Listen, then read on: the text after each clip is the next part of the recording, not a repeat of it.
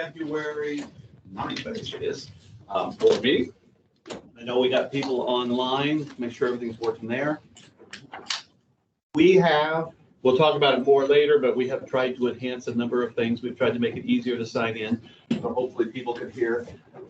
We're supposed to have projection, so hopefully people can hear out in the audience. We do. Okay, good. You may hear things you don't want to hear, but we want you to hear them anyway. So with that, we'll start with owners' comments. Reminder, we take owners' comments up front for 3 minutes, and we will also take owners' comments when we discuss a particular item. I had 2 people who signed up. They can speak now or later if they choose. Kelly Walton is the first person. I also have an email from a resident that. Okay, we'll read that. Hi, Kelly. Hi, everyone. I'm Kelly Walton, 114 Parlor Avenue, and then I also represent Celebration Cyclone Swim Team. I'm actually just here to share some positive news with everyone. We did really, really well at this past weekend in Daytona Beach. We had a girl who is very close to qualifying for nationals, and we have a girl who qualified for the state event. Our 14-year-old girls are doing the best out of all of our age groups right now, which we're really excited about. We have a really dynamic group coming into the high school program as well. We had a girl qualify for states. We're bringing her up to Jacksonville the first weekend in March. Hopefully we have all 50, 60 of our kids. We're ongoing registrations going to a meet the end of the month in Oviedo. It's a 2-day meet. So we're just really excited about the progress the kids are making at the pool. They're there right now. I just left practice. And then the other really exciting thing that we have is Bob Steele, who's a legendary coach from Illinois. He lives down here in Florida now. He's retired, but he still coaches programs, and he's coming to do a workshop clinic for us, for our coaches and also for the kids. He specializes in like doing fun games, kind of making swimming a fun sport. So he's coming in March. And then our big thing that we're all really excited about is Ryan Lochte, the Olympian, is coming on April 9th. He's going to be coming to Lakeside to do a clinic for us. We're the only site he's coming to in Florida. He has roots in Daytona Beach. And so we were just in Daytona for the meet and finalized some of these details. So we're really excited to be hosting him on April 9th at Lakeside.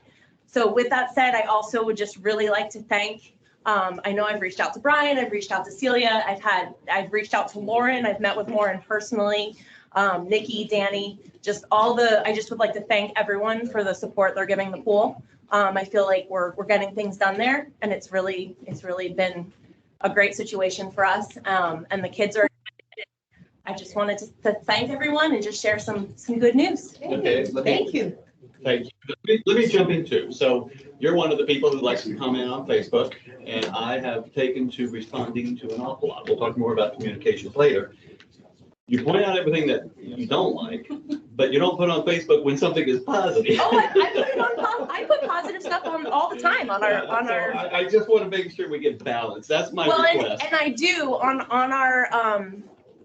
our social media pages, like our Instagram page. We just had actually just shared this today too. We have another swimmer who did what's called the IMX challenge, which it's called. IM is the individual medley for swimmers. So USA Swimming has an award and it ranks you nationally. So she actually just achieved this past weekend. She had to swim the 400 IM, the 200 IM, the 200 freestyle, the 200 butterfly, the 200 backstroke, stroke, and I think the 100 freestyle. She had all these different events to qualify. And so I have been sharing all these positive things as well.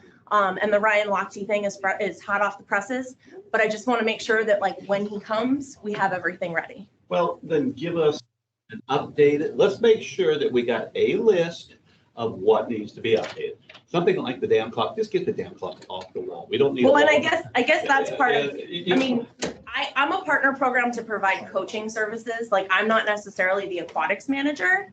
So if there's an expectation of the town and Grand Manors for me to be the aquatics manager and to let them know what's wrong, then we need to discuss that further. And I plan to do so at the recreation. I mean, I'd be interested in other board members' thoughts, but if you're gonna sit there and say, I don't like the pavement, I don't like this, I don't like that, then let's get it on a list. That is not a long email, right? That's probably a 15-minute email. It has been, because we've paid people to come out and assess the pool. Do we have that assessment? Have you seen it? Have you seen it? Then can we get it? Sure, I had to pay $500 to get it done. So can we take that off of what we pay? Do you want the stuff fixed? You paid the $500. Thank you very much. I'd like to, if you want the stuff fixed, give us the report. Your choice. Okay. Well, we have another report too. My concern too is just the time invested in trying to do these things. We used to pay an aquatics manager and a lifeguard staff to maintain these things. So if we're no longer paying an aquatics manager and lifeguards, and my program the only time there's lifeguards at the pool is when our programs are there. Yeah. It doesn't seem very fair that you're expecting me to be an aquatics manager as well as a swim coach. I'm not sure I'm asking you to be an aquatics manager. If you see things you want fixed, tell us. I've submitted pictures. I've submitted countless pictures. Could we ask that this be tabled and that's why I plan to table this. Let me just finish.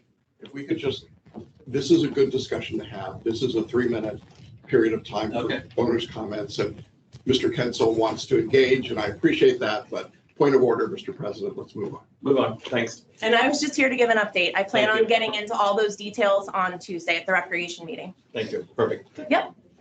Next person was John. Schoenberg. Perfect. Hello, John. Hi. I live out in Spring Lake.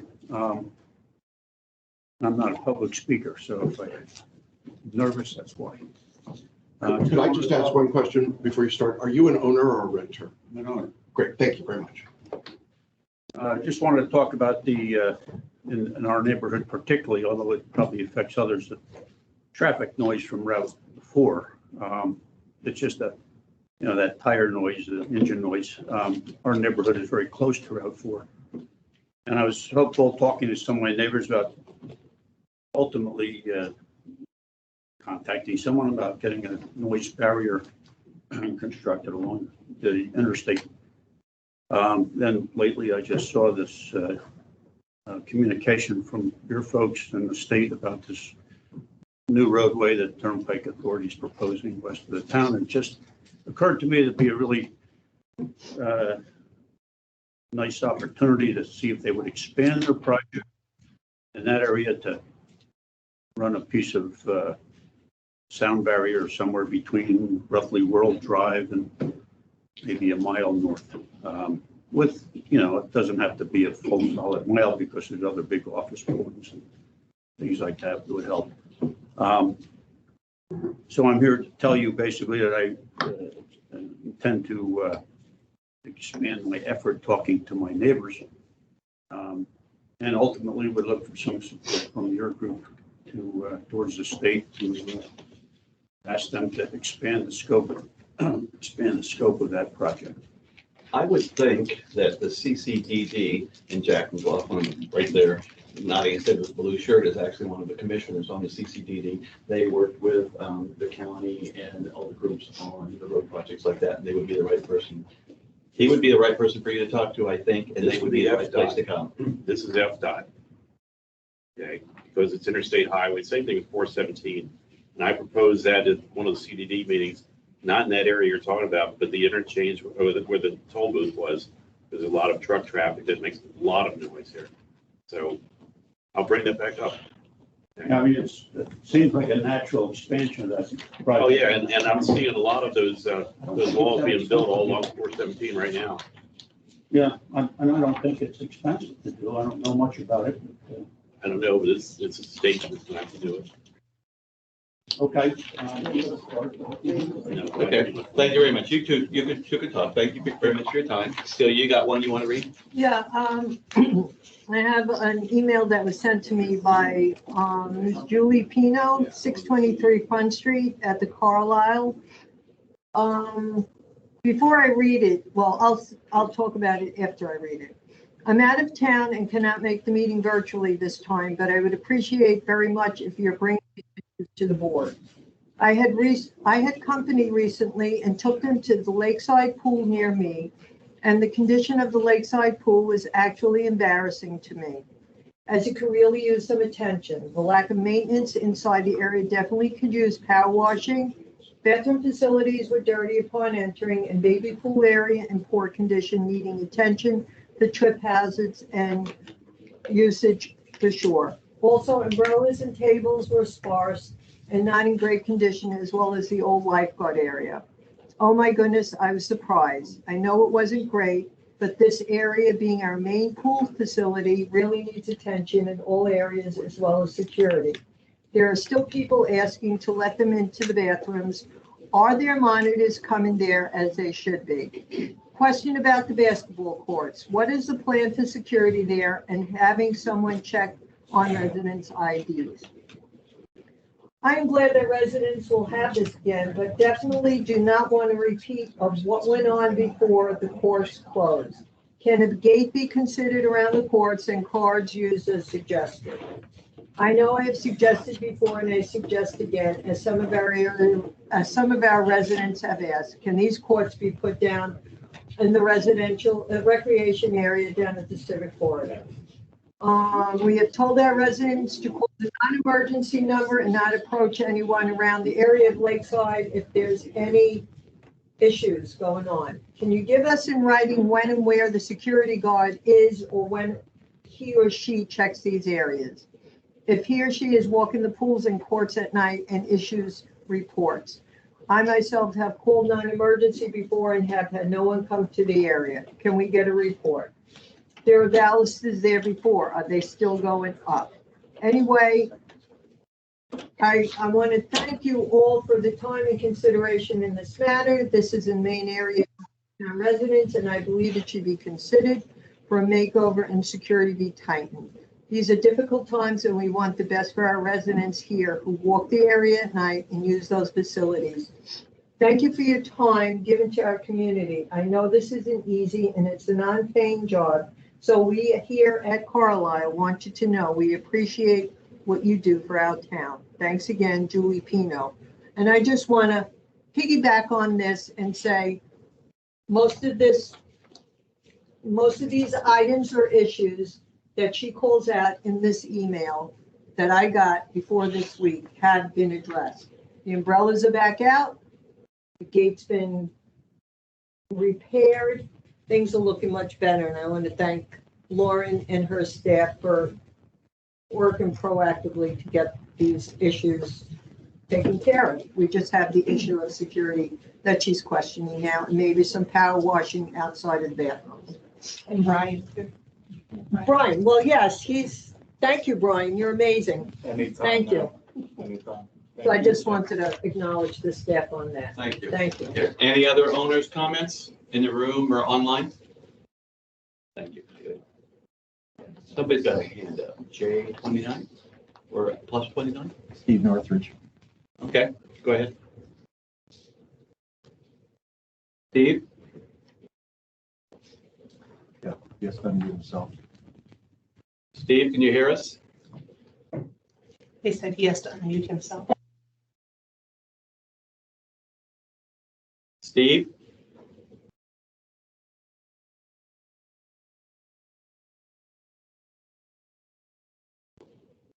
Okay.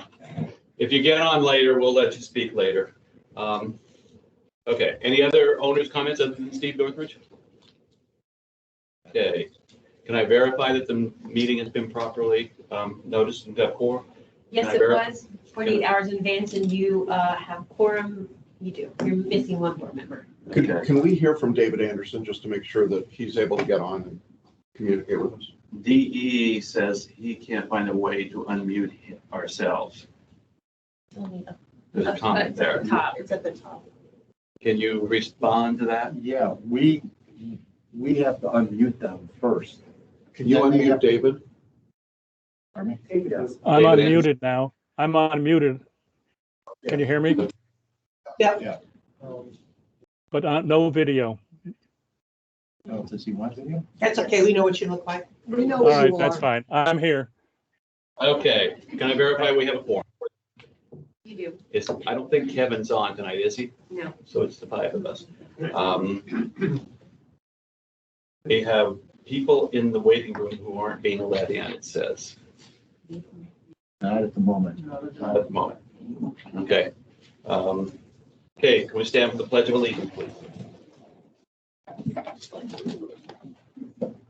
Pledge allegiance to the flag of the United States of America and to the republic for which it stands, one nation, under God, indivisible, with liberty and justice for all. Thank you. Steve, if you get to work and we'll let you in later. Thank you. Thank you. Is that Steve? David. No, Okay. it was David. It was David. Okay, I'm call the meeting to order. Can I have a motion to adopt the agenda, please? So moved with one addition.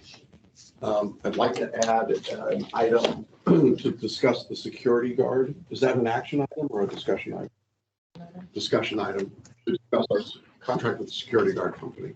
Okay, good. I don't know where to put that, but how about if we put it under Discussion? discussion? Yeah, Put it under management. under management? Yeah. Okay, great. And under updates for ongoing projects, I'd also like to add a briefing on lawn sports in response to emails that were out there. Stuff that was, And where do you want to put that? it will be updates for ongoing projects. Will just be a lawn sports update. Okay. And under management, we'll have the lakeside security. Good. Jason Sheep has his hand up. And the other thing I'd like to add under transition and management update is briefing on the minutes, agendas and that, so that we can tell everybody where we stand with everything there. So we got clarity. Was there one other comment? Yeah, I was just saying that Jason Sheep has his hand up. Is it too late or? There's nothing to say about the Yeah, we're just doing the agenda right now. Okay, we'll get in. Any other changes to the agenda? Can I get a second, please? I'll second. Any comments? All in favor? Aye. You're in favor? Okay, Yes, good, thanks. yes, thank you. All right, next item, can I get a motion to approve the minutes of January 26th, 2022? So moved. Can I get a second, I'll please? second. Any comments? All in favor? Aye. Thank you very much. Thank you. Okay, let's go to transition update to Grand Manors. We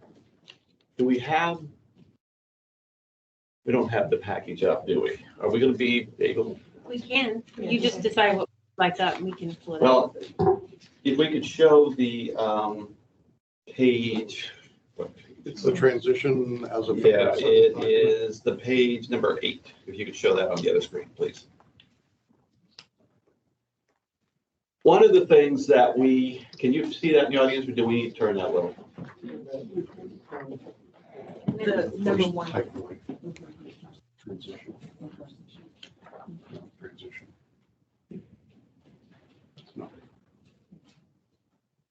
Okay, Go to page 8 there. Does that okay, help? page 8.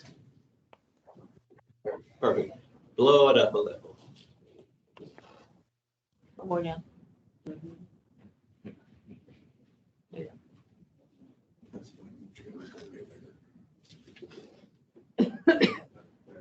Good. All right, so one of the things we wanted to discuss briefly, we talked about the transition plan at the last meeting, and we talked about how the transition plan evolves. We had the transition plan with Grand Manors, which was about a 90-day transition plan that really dealt with the subject of getting data from CCMC and getting it into the core systems of Grand Manors. So that's one transition plan, which we really call the 90-day transition plan, and that is in the package here. And then if we can bounce down a little up there. Really then bounce down on that page and move this all the way to page 1. Transition and management update. Transition and management update. Just hyperlink to it. There you go. Hyperlink. There you go. Number 1. There you go. Give it a little up there.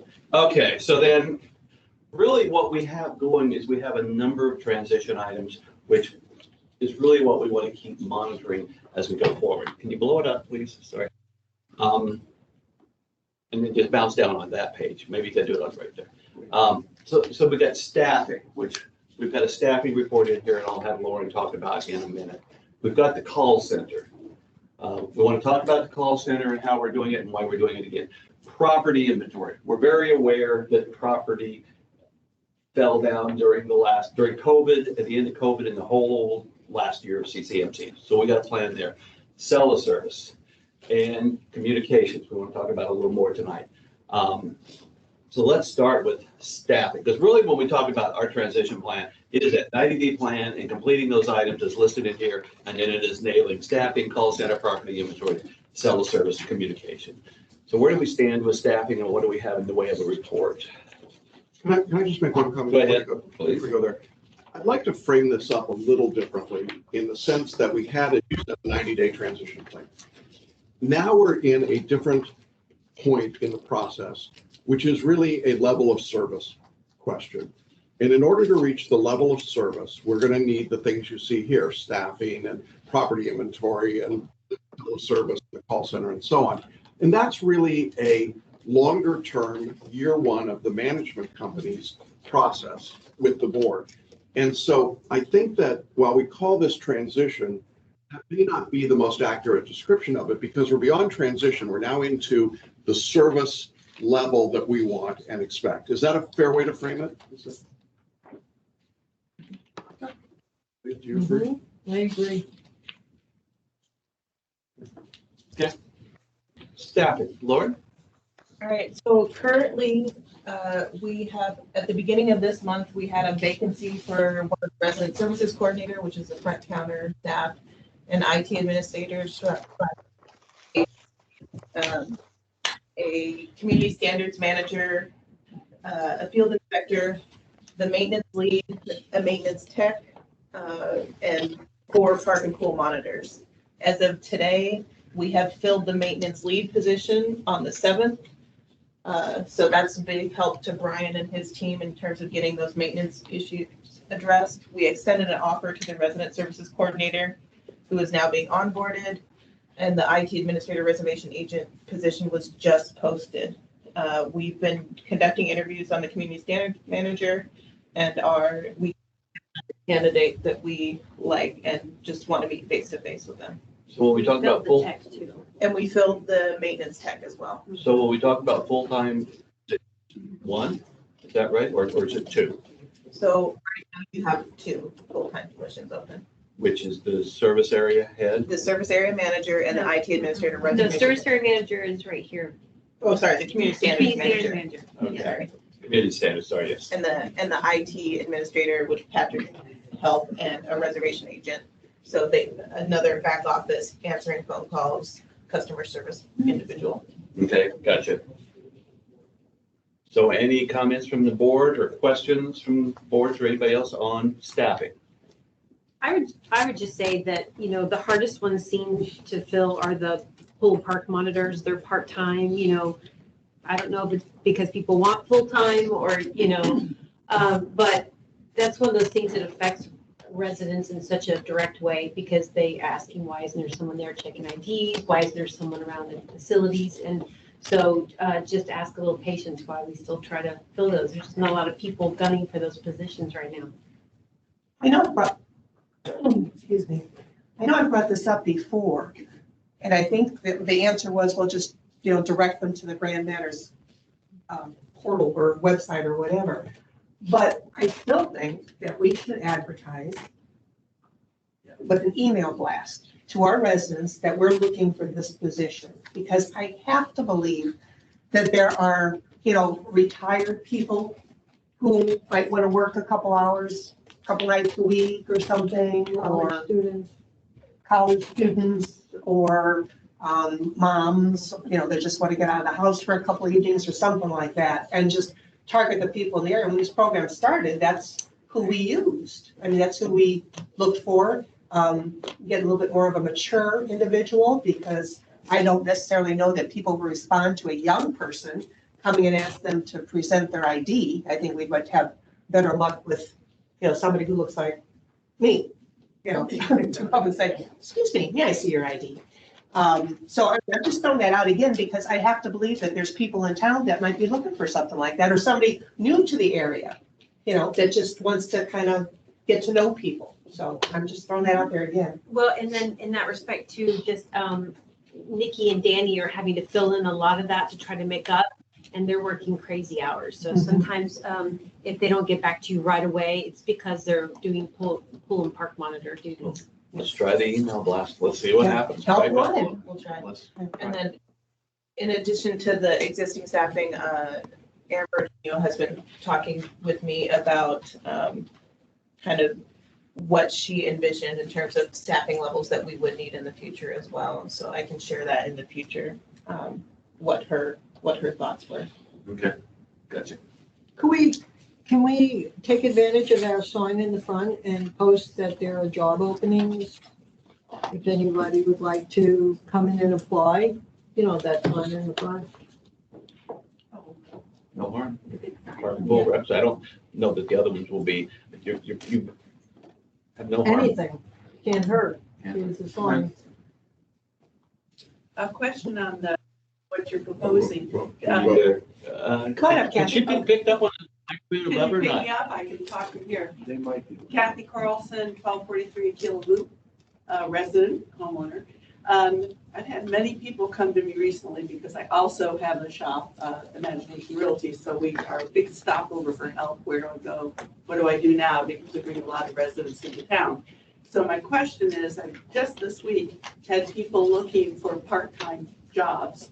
And then I interviewed one fellow, not interviewed, but talked to him at length, because he said, well, why aren't they going to Disney?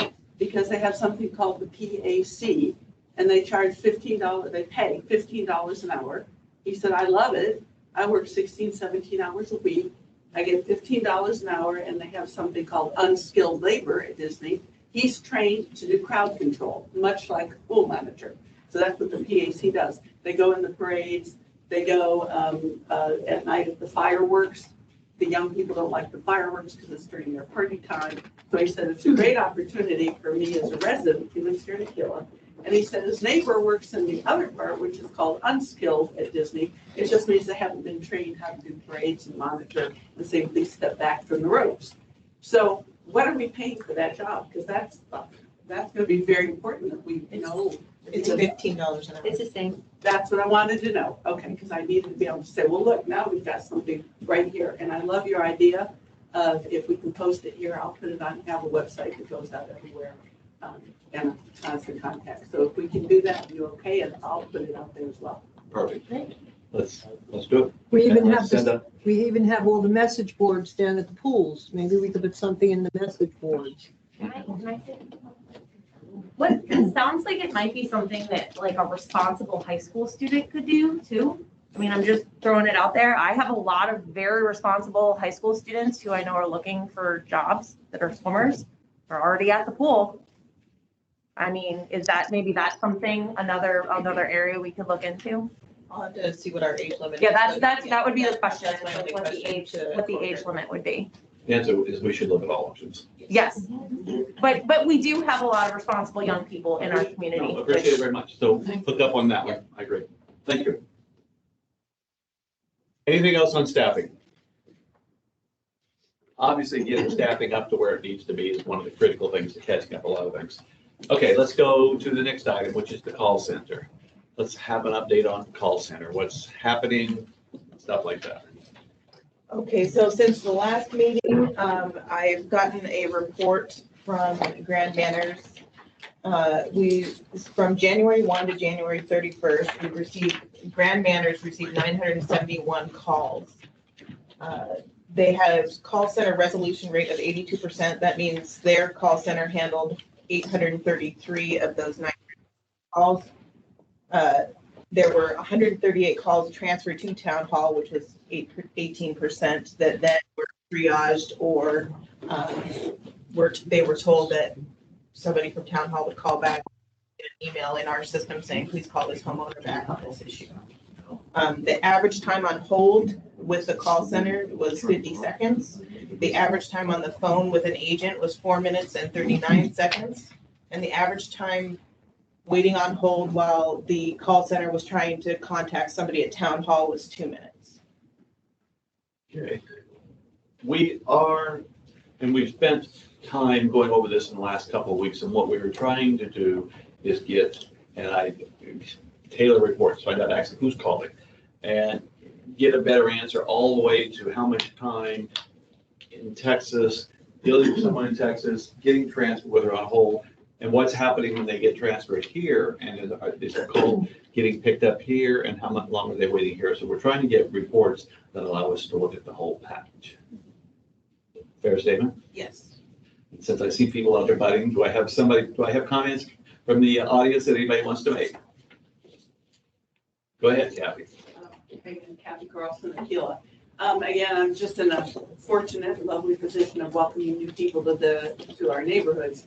I'm still hearing pleas, PLEAS, to be able to figure out, can I change what color is approved for my house? And they go through the system and they go to Texas and they say, we'll reroute you, and they get rerouted to a number here, but it doesn't say this is J.R. Roop or this is, it doesn't say who they are. It's just transferred to a number. So they say, I don't even know who I left the message with. So this staff here, unless it's been done last week, aren't saying their names at the beginning here, right here in Celebration, aren't saying this is so-and-so in charge of architectural compliance or in charge of whatever. So that's frustrating because they say, I don't know. They say, who'd you talk to? And they go, nobody, I left a message. So then I direct them to pick up their things and walk to town hall. Actually walk in and see if they can speak to somebody. And one lady was in tears because they waited 3 weeks. And when they came in, somebody at the desk, whose name she could not remember, said, I don't have anything to do with that. And then someone came out. Don't leave until someone comes out. And I don't know who it was that came out. And they said, oh, yeah, well, yeah, we have your request, but we're waiting. We're trying to find someone. We need another person to sign on it. And she said, what does that mean? This is a staffing issue, maybe? Because it was somebody else had to sign it. So committee. Yeah. Oh, that's so they were waiting on somebody to sign. That's the AR. We're waiting on somebody, one of the ARC committee members, to sign the approval or denial of the request. We don't have, our staff doesn't have control over those approvals. Right. We just put together the information and put it forward to the committee. So she left, they're saying we have to find another person, but that's not easy for somebody who's new here and has applied in good faith. Yeah, that's not clear. The correct explanation is that you need a majority of ARC to vote. And if you don't have enough votes in, you can't, the ARC application doesn't get approved. So you're right, there should be some more explanation word there to kind of explain that. And we'll look at that department and look at the voicemail and make sure that that's clear, and kind of also direct them on how to educate residents so they understand the process. Is there some place this person, I'm going to check with her tomorrow, I want to come tonight. If she still hasn't heard, and just waiting, is there somebody she can call and go to or come in? Call me. Yeah. Call Susanna, or she Call can call me. Susanna. Do you have a direct number, or how does she reach you? I don't have it memorized. Yeah, just Yeah. when they call the call center, say specifically, I want to speak to Susanna, or I want to speak to Lauren on an ARC, and they'll put them through. And then do you have a message that says to Susanna McLeod? Because I'm going to tell her. Okay, thank you. All right. Can I ask a question? If they were waiting for a final yay or nay, can I assume that this is one of the ones that should have been just a quick email to the members and then the so it's one of those, okay? She was waiting 3 weeks for an answer? Correct. I understand that you're shorthanded, but is no one following up? I mean, 3 weeks, they could have probably gone through the regular ARC process to get an answer. Well, from what it sounds like, if they're waiting on someone, then it was an application that was submitted and it was under review, and they were waiting for another ARC committee member to vote, is what that sounds like. So basically, when someone turns in an application, it takes administration at least a week to get it together. You have to get the backup, you have to take pictures. Then it goes to ARC and they have a period to vote. And email. It goes easy into notice. system. It goes into CRNet. and then they review it there. So it could take them 1 week, it could sometimes it takes them 2 weeks to vote. And then we get it back, we put it into a letter format and it goes out. So it is at least a 2, possibly to extend to a 3, depending on how many ARC applications are the volume. I'm thinking maybe at some point, do you acknowledge receipt of the request? If you get a request, you say, they'll just let you know we got your request. It could take as long as 2 weeks for a reply. I think that information could be posted. Yeah, I mean, I think that would make a lot of sense, and then people will be, quickly, it's been a week. Right, but usually when it's in the system, you can track it in Cyranet, I believe, so, yeah. Yeah, I'm thinking that would be helpful, and then people wouldn't be, geez, I took it yesterday, why isn't I only getting an answer today? Okay, thank you. So, We'll discuss the. David, you got a customer comment? service end. Yeah, I have 2 things. First of all, first, is the sound coming through okay without, because there's some, and okay, good. Just a couple of things.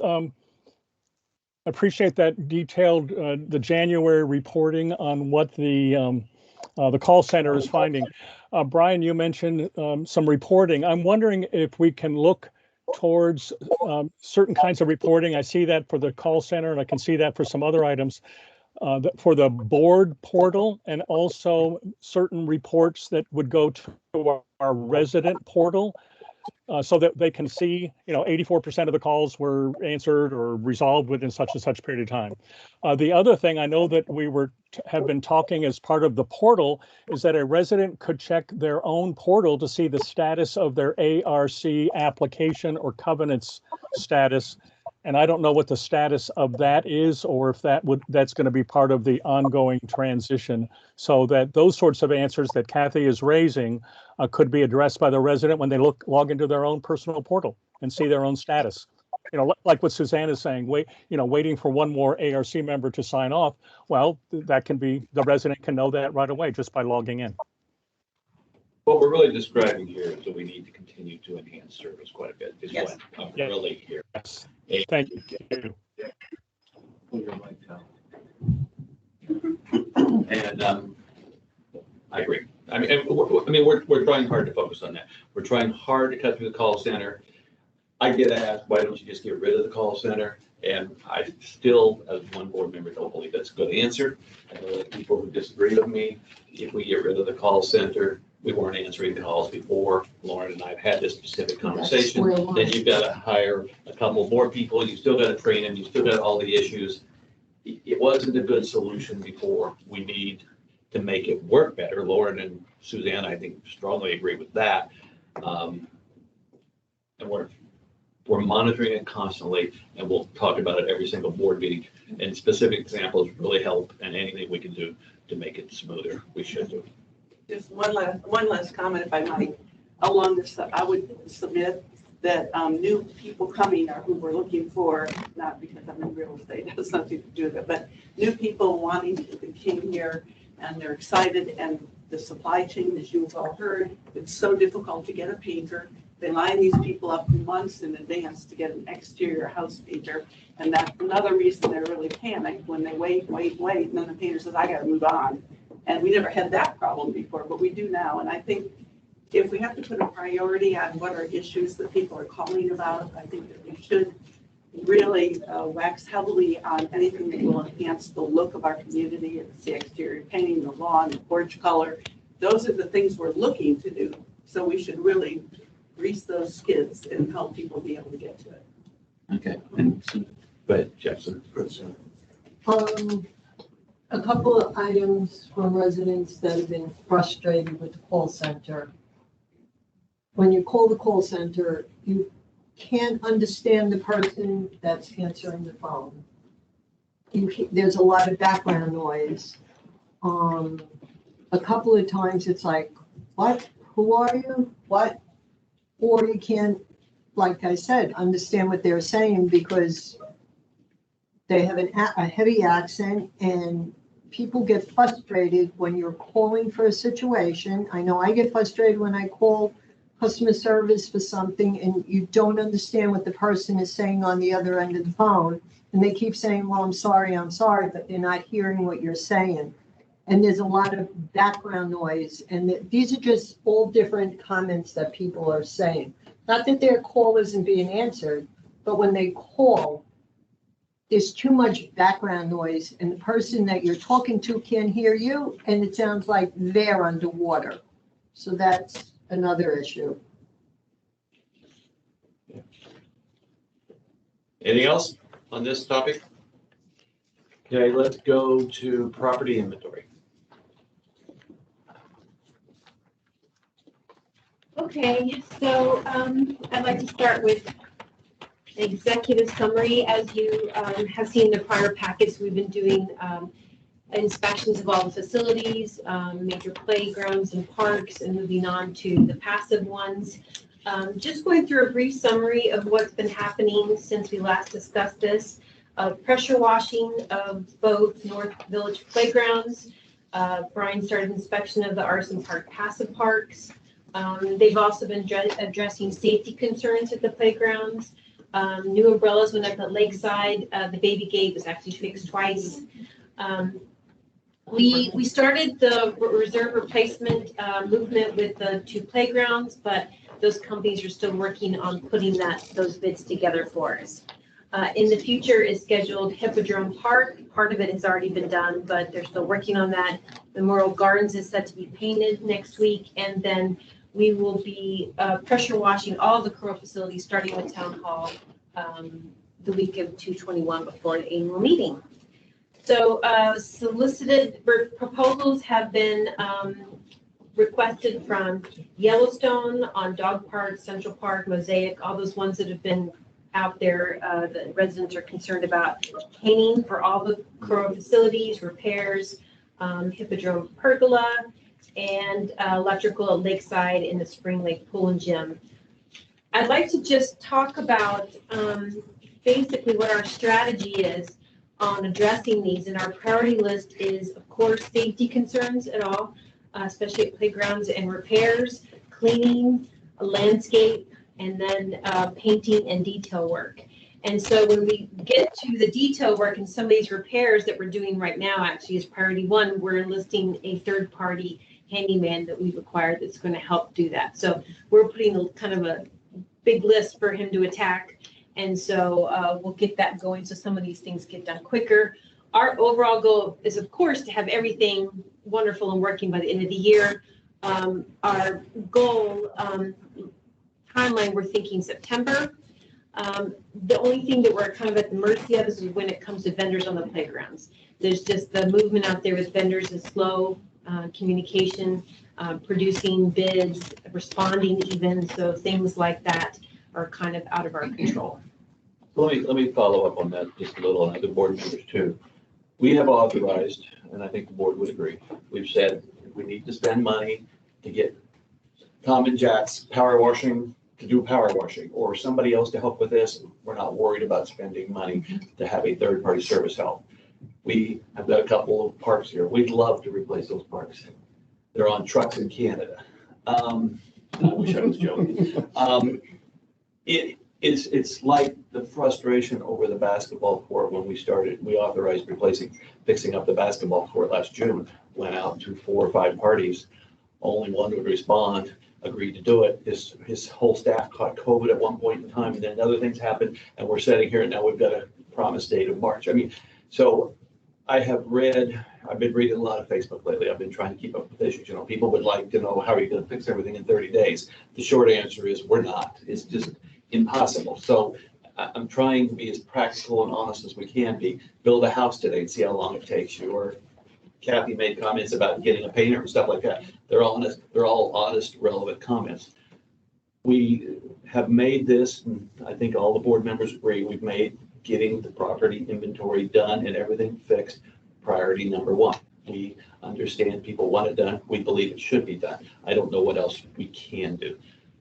I'd like to have Brian, our new operations manager, just talk briefly about the maintenance staff. This is the first time in over a year we've had a complete maintenance staff with a lead. And so, you know, the expectations of what are they doing all day, right, is good for the residents to know. So you kind of know what their day looks like and how much time they have of that. So if you wouldn't mind just a minute. Yeah, real quick. Our morning timeline is usually opening up all the facilities, getting stuff cleaned up. That's usually roughly taking place between 5 a.m. to about 9:30, 10 o'clock a.m. Once that gets taken care of, that's what we call our common areas.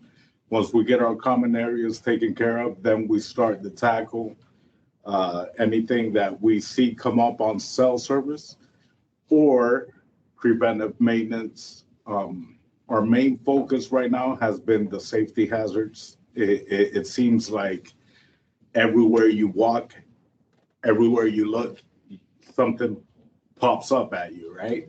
So we're trying to tackle that to ensure the safety of our community. Pretty much that's where we stand right now. These guys are doing a great job. They're being very responsive whenever a resident points something out to them, and I think that's where we're at right now. I'd also like to just add to what he said, because he explained to me that, so we have 4 maintenance techs and a maintenance lead. So what he's doing is he's dividing them into 2 groups, and one group is going out and addressing repairs and pre-maintenance, and the other one is doing the pressure washing, because there's so many sidewalks and concrete in the community that you have to kind of keep that going, or you're just always going to be behind. So dividing that group kind of helps you on a consistent basis and a preventive basis. I know that pressure washing is a big issue. Would it be helpful to you if we hired a pressure washing company to assist your staff, Ryan? That's something that we've talked about with Susanna, and definitely we want to do. It'd be great as far as getting us a lot caught up a lot quicker. You understand? But that's where I've been saying, Yeah. we're authorizing stuff like that to happen. Well, some of the people, we've got Mallards coming out doing buildings, and you've got your top painter doing some concrete grinding and painting. So you've got a pool of people, and so sometimes you kind of prioritize what you're. Well, but I think the power washing would help, because then it would free up his folks to start doing some of the things that need to be done that people really notice when they go to a pool or whatever. Well, that's why we're hiring. Engage that additional third party that we Yeah. just got contact with. That's what we're doing. He's actually works in Mirasol as well, so he's local. He helped us out for Founder's Day, so we'll engage him on the power washing. Yeah, so that's why we got a third party coming to help with anything that we can't get to right away. Okay, Brian, so on the list, you have lighting, electrical, Lakeside, Spring Lake, pool and gym. Also, down at Heritage, I haven't been there in a while, but there have been times where the lights that are in the pool come out and just float around. Oh, wow. So it's not, the kids are swimming in the pool while the light's floating around, but can you just check all the lights in the pools? Because it is happening at Lakeside, and I don't know if it's still happening at Heritage. But maybe, I'm not sure. I agree we should look at it. yeah. Look, Yeah, this isn't even I'm not announcing it Yeah. for me. No, just saying, Safety concern. because if you're not going in the pool, you can't see it. And just be aware And thank that, you for anything everything. dealing with safety, once that gets put on my plate, that takes priority. Thank you, Everything else gets dropped and that takes priority. thank you. Okay. Again, we're authorizing whatever you need to do. We realize there can be sometimes too much help, but we're trying to get there. And it's not going to be a 1-month project. I just don't want to lie to anybody. Let's go to the next item, which was, what was that, page 8? Can we go back to that page 8, sorry? On cell service. Cell service, talk to us about cell service. We're going to be on it later, but you've also got your report in here. Brian, you did that report. You can talk about it briefly. Well, I did the report. There's about 20 pending Based on items. maintenance, but yeah, 20 pending items. yeah, based on maintenance, we've had roughly about 93 requests. And currently we got 20 outstanding items. Those outstanding items, obviously they're the bigger ticket items. We're waiting on proposals to be approved and whatnot. And I think it's a great system personally. As far as I'm trying to do a better job. Initially, I was out there with my guys a lot more.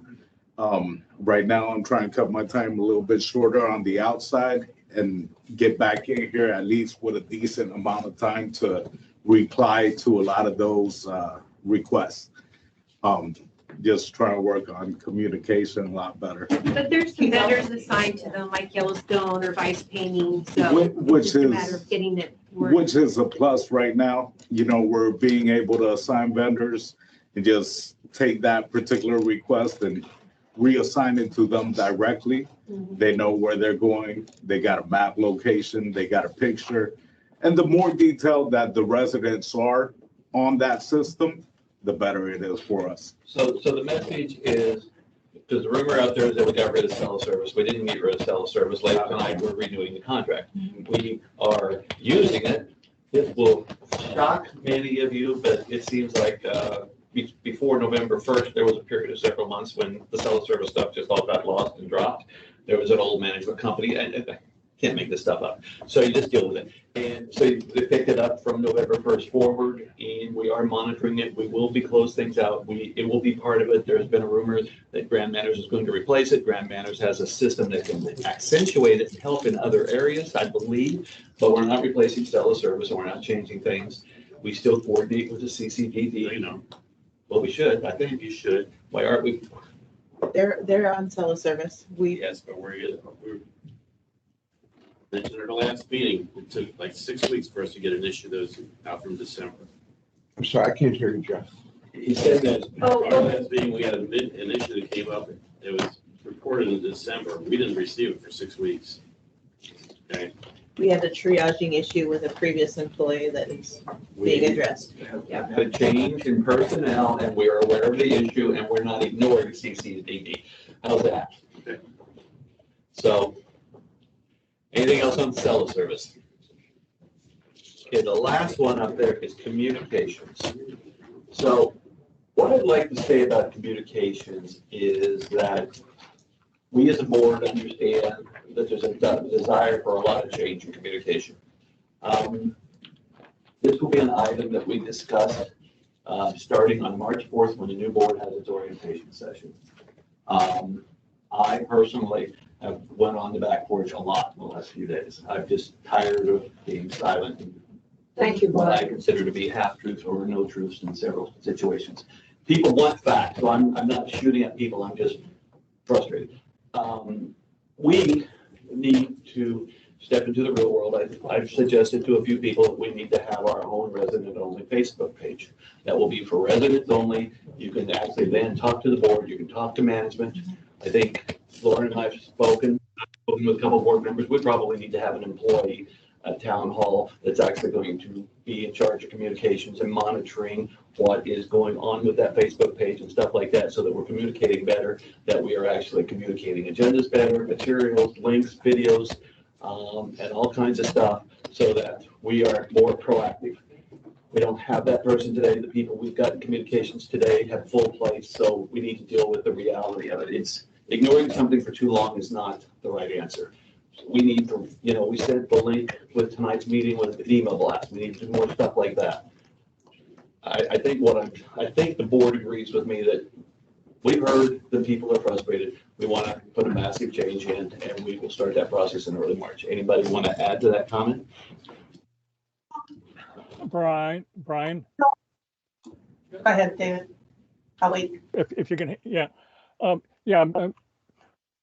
I think we've talked about communication for a few years, and again, with the prior management company, that just wasn't a priority. It is with this management company, and we will be building a multi-pronged communication plan, because we need to attend to the social media approach, but we also need to attend to those who are not on social media and who do not access the web. So we need all sorts of communication vehicles.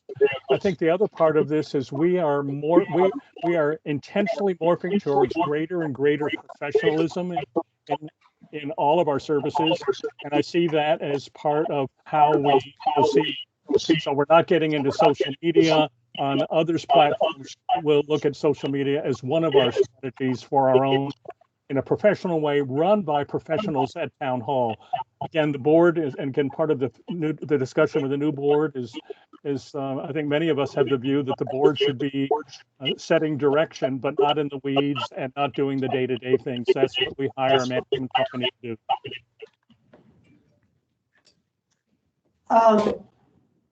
I don't know why we can't go back to using our front porch that's on our website. It was before Facebook, but it had a list of like 8 different things. And one of them was questions for the board, Yeah. you know, and then different things. And we did have somebody at that time, and again, this is before Facebook and all that stuff, and it was his job to monitor that page, make sure everybody got an answer, especially if it was a board thing. I mean, that just moved. He would be the one responsible for maintaining the date, you know, who got on, who needed to be cut off because they moved, you know, they take care of that. And it's, I mean, all you do is go onto the website, you log in, you click forum, and it's right there, which is no different than something, I don't think, going into their Facebook. Because, you know, we have a Facebook page. I don't know what it's used for because I don't do Facebook. But you can't, I don't think we, as a homeowners association, can be responsible for monitoring the half a dozen Facebook pages, the other stuff, front porch, back porch, side porch, barbecue, blah, blah, blah. You know, we need to focus on one thing, and this is where you can go for everything. And, you know, if you have a question, it's going to be answered because we've got somebody there watching. And if you want to voice your opinion on other things, have at it. But, you know, you can't expect us to monitor all these things. But we just have to decide what that is and try to get everybody focused on it. That's my opinion. Other people? Great idea. Great ideas, Cindy. Good. Jeff, anybody else? I would just like to thank you for coming out and voicing yourself on social media, because I'm the one that ran last year on communication. And as we discussed in our organizational meeting at the beginning of the year, we would not go into social media, Facebook and all of that. So it in a way, I've been called out a lot on that because I was told I was going to be, you know, communicating with the residents. And as a group, as one voice, we decided that we weren't going to use social media as our platform, that we were going to do things in a different way. And now we see, moving forward, I think I took one for the team, that you're stating the facts now. You went out there, you said, no, this is how it is, blah, blah, blah. And it cuts the rumors out. It cuts all the hearsay out. So thank you. I appreciate it. Yeah. I do too. Thank you. How many hours did you spend this weekend responding on Facebook? Several. I mean, it takes You time. could get sucked right into that vortex. It's, You know, I don't think there's any board member that's anti-communication. I think we all want to communicate. We all want to be able to tell you what's going on. This is a complex community with complex issues and big things going on. We're not a little HOA. We're a pretty good sized community with a lot of moving parts. We have a lot of talented people who are not on boards and committees, who have things that they want to share with us and they want to offer to us and they want to tell us about. And I wake up every morning, as all of you do, to a full inbox of communication that's CROA related, in which people are sharing those ideas with us. I also take phone calls from people. I have meetings with people. Fortunately, they're coffee meetings, so I like that. But I know that every board member spends a significant amount of their time trying to communicate. One of the platforms is social media. It is not the exclusive platform, it's just one of them. And I think that somehow we have to find a balance. The discussion goes on about the fact that we're volunteers. That's not really accurate. This is an unpaid job. I mean, if we're really being honest, it's an unpaid job. And those of you who are running for office are going to discover that if you have the good fortune to be elected. And so to me, part of the resolution of this is the thing that you raised earlier, all of you, which is we need a staff communications director. This is something management should be leading, not the board. The board should be addressing things when that staff person says, here's a question, and it's appropriate to some member of the community or not. I'm looking out there, I see Kathy Carlson, who's been here about as long as I have. And Kathy, you remember when we had the bulletin boards in the back porch, and they were not pleasant places, right? I mean, there were times we all got pretty savaged by that. And it became a toxic place for communication in this community. That's not where we want to go back to. Nobody wants to be back in that wasteland. I think that's fair to say. But we can do better. And I think we can do that by starting with staffing and getting some help. Yeah, my only comment will be is I don't disagree with anything you said. We've let the backboard define the communication though, and quite often incorrectly. So doing nothing has turned out to be a horrible answer because it's really turned into a bully pulpit to try to achieve things in defiance of what the board has said. You're talking specifically about the various Facebook pages and porches. Well, really, Well, I mean, you're not just honing in on one, you're talking about the half a dozen or so that are out there. There's a couple of them I watch. Well, I know, but I mean, just, I mean, we're having an honest it's not just conversation one, it's here because lots. people think this is easy. This is not easy. You go down rabbit holes, but if you don't do anything, that has proven to not be a good strategy too. So we got to find a balance. I'll agree with many of the speakers. I do, Cindy Swisher, I've got a heart for what you're saying, more than a heart, a head. I don't think we can go down the rabbit holes. I think the back porch is taken over. I specifically never go on the back porch because no good deed. You're talking about the old front porch when you say back. The old front porch. That's the website, not the back porch right now is so acrimonious. It always has been. And there's no good deed that goes unpunished. So if you do come out with a fact, then people still come, then you got to respond again, and then they come back again, and 10 people, then they push people off the back porch, and they're banned from the back porch, because the person running the back porch, whoever it is, I don't know, because I don't go on, but I hear stories. So I would suggest that we direct everybody as a board, if I were on the board, I would direct everybody to the concept of the old front porch, where you have subjects. Okay, it's too confusing to go to share mail, what is it? Steve just said, self-service. It's too confusing. I think it would be really important if the board shouldn't have to address these questions unless somebody who we paid said, this sounds like a board question to me, and they should still be directing it. Because, yeah. The answer is I agree with you. I agree with what Jackson said and everybody else. There ought to be a place that somebody, I mean, I can turn a computer on and, I can get to a website or something like that, but I'm not good technology-wise, never going to be. But there ought to be one place to go to talk about what's going on with pickleball or something like that, but also to talk about the call center issues, the other stuff like that, to get things known so that there could actually be, because our informal communication process does not help. And right now it's much too informal. So we got to get to a formal process somehow, some way. Yeah, if you have subjects on this front porch account, and it said board questions, it said communication questions, and it said all the things that we're talking about tonight, I would only go to the one that bothered me the most, architectural compliance questions, the love letters that we get. Those type of things, what subject to go to, and it's such a relief when you're speaking to the proper person. Thank you. I need to roll this forward. We're going to lose time. Really quick. Board agendas, minutes, and videos, and committees likewise. Where do they stand? So we have posted online on the CROA page on the celebration website. You now have all meeting minutes and agendas, approved meeting minutes and agendas in a table underneath the board pictures. You have all CROA board videos in the video gallery. Below those videos in different sections are the various videos of the committees. In each committee page on the website as well, you also have a table of their approved minutes and their agendas. And I asked somebody from management to send an email blast out to I've the got a draft. community. Perfect, and says that's what we got. So then we're up to date. We've dealt with this. Our new policy is that minutes get approved at the very next meeting.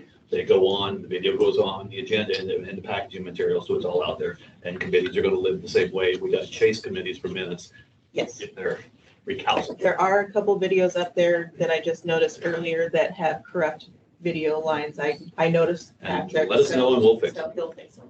Good, thank you. That's a lot of work you've done. in a Okay. short period of time, I gotta say. So thank you very much. All right, so now if I move us to a engineering work on the civic corridor, we're gonna talk about that under the motion thing later, so let's just wait for that till there.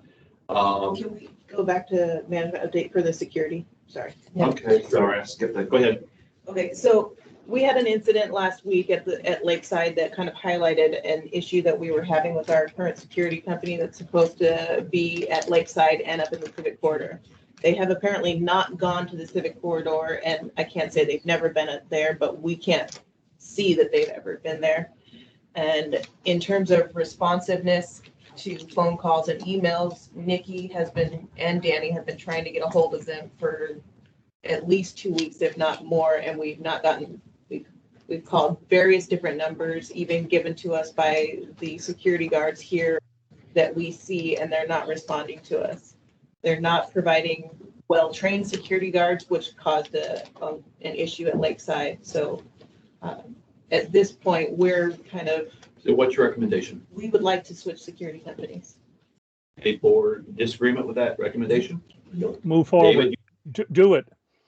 Do it. okay, Contract cancellation policy, and we'll move forward. right, okay, so we don't, I don't think we need a motion. I think you just kill it and we've got a new company. We'll make the motion as appropriate. Okay, going to two, I'm gonna get the civic corridor because we're gonna get there later with the motion and the action items. You wanted to talk about lawn sports. Yeah, there was a lawn sports meeting today. Can you give a brief update on that, Celia? Let me see here. Albert came in, we had a task force meeting. Lauren was here, Susanna was here. 3 members of the task force, myself, brought in the drawing. We discussed the drawings that he provided for us.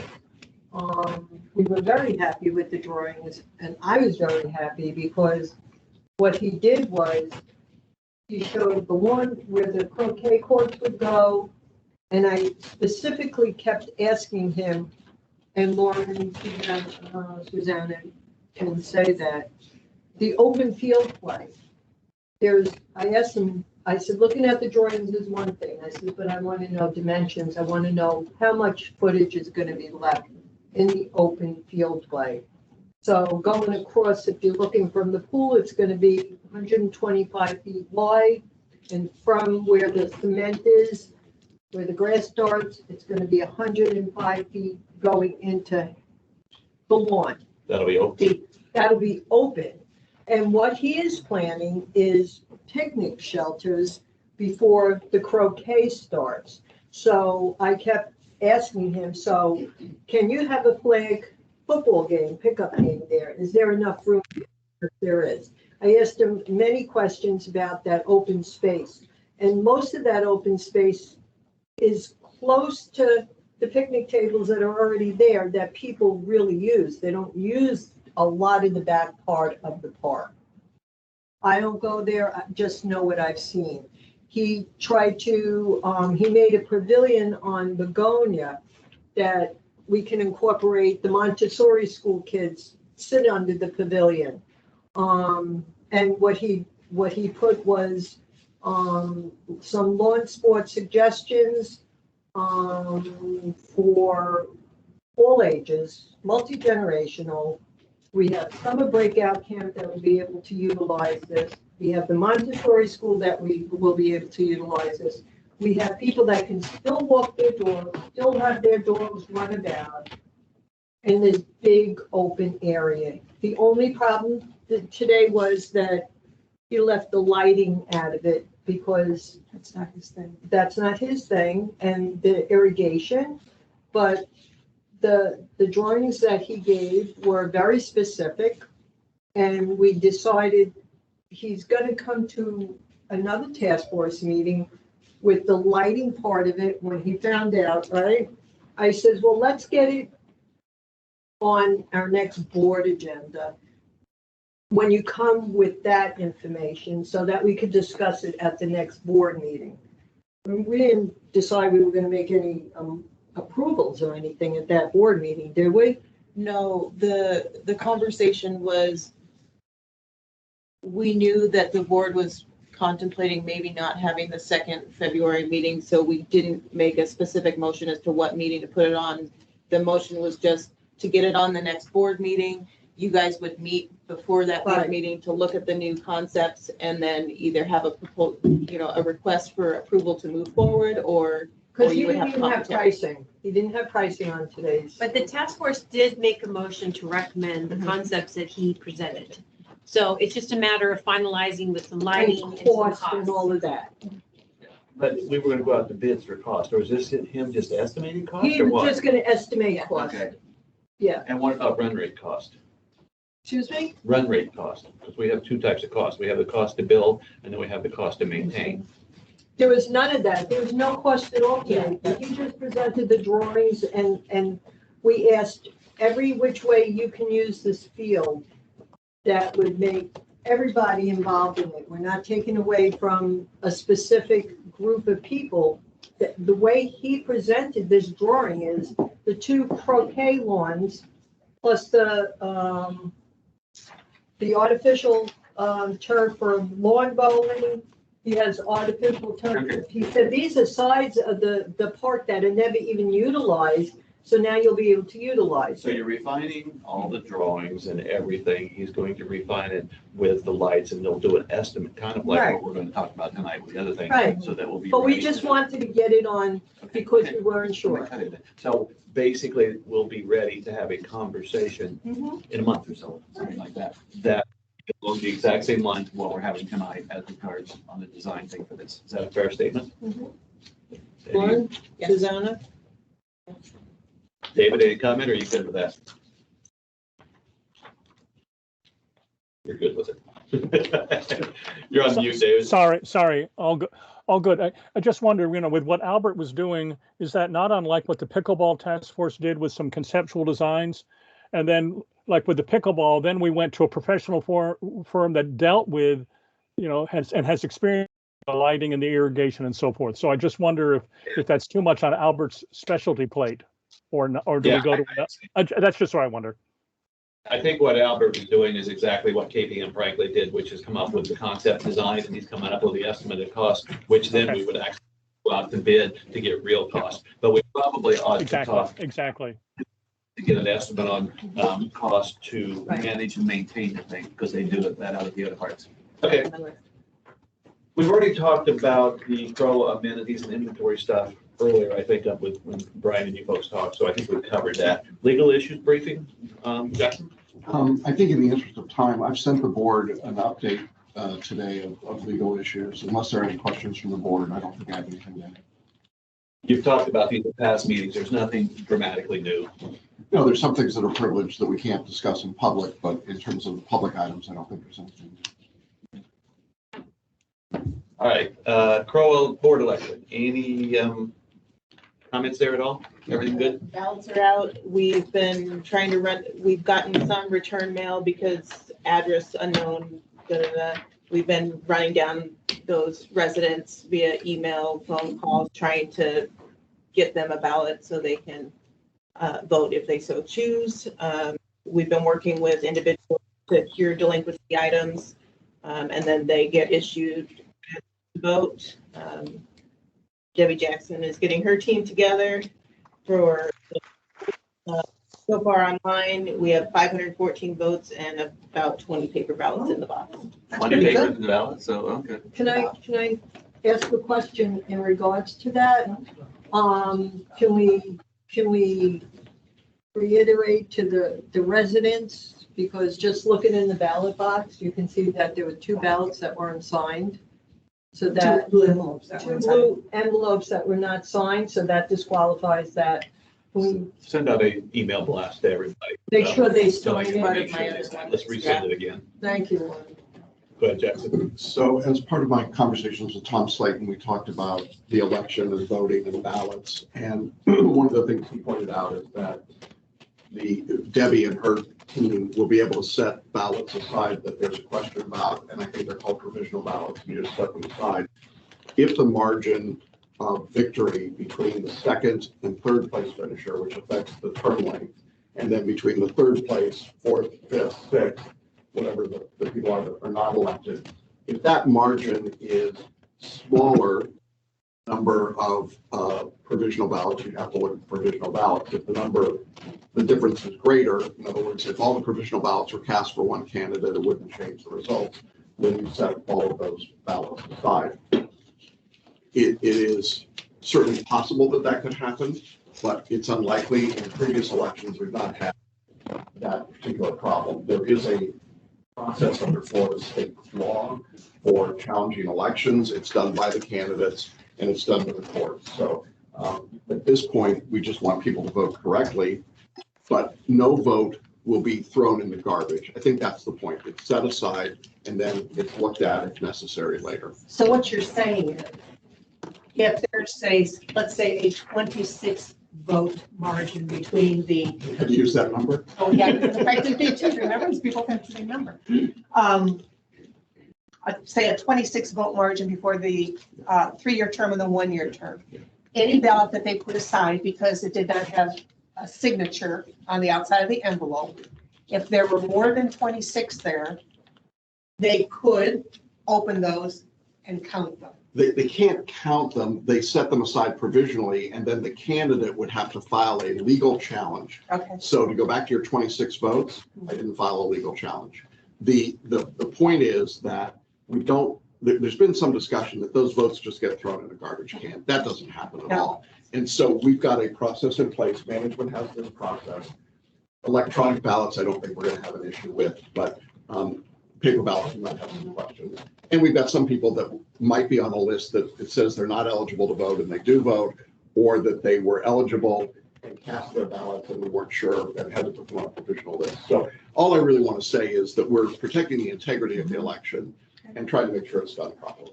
Vote online, please. Yeah. Yes. A question on Mattamy Homes, just to confirm for those listening. Does Mattamy Homes get a vote for every lot? The answer to your question, Kathy, about Mattamy Homes is that we requested a legal opinion based on the charter and the revisions that were made. Tom Slayton, the counsel to CROA, wrote a letter to Mattamy in which he advised them that they cannot vote for a majority of the candidates running in this election, which means they cannot vote for 2 candidates because there are 3 running in this particular election. So they could cast their votes. They're entitled to vote on any properties that they have platted with the county. That doesn't mean there has to be sold yet, it's just platted. So they have some votes. Mattamy has not indicated whether they'll even vote in this election. So a little different than, again, to go back to the old days when David Weekley and Town and Country could vote huge blocks. That's not happening. There aren't enough votes out there, frankly. I think my question though is, I think germane to this is that they still have some votes. Yes. And I think it's important for the candidates to know and for the public to know if you have connections there, because even if they only have 100 votes, do we know what that some votes number is? Because that can skew, it can really skew the elections. Management would have to tell us how many votes they've got platted based on their count. But not to put too fine a point on this, but I'm not sure that we want to know how many votes the Carlsons have or how many votes the Mummies have. Mattamy is a developer, and so they're a slightly different circumstance. But I'm not sure that we would go out and say Mattamy has X number of votes and make that public.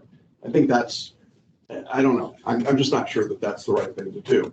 But they have been informed of the rules under the charter, and they have not indicated anything that would make us think that they're intending to act in any way that's adverse to those rules. And I think, frankly, that's about the best we can do right now. I just thought they had made changes before that had to be a resident, not an owner of a piece of property. No, that is not correct.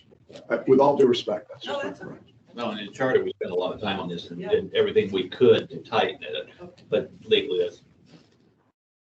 Okay, Little League fields. Can we put up that one page, please?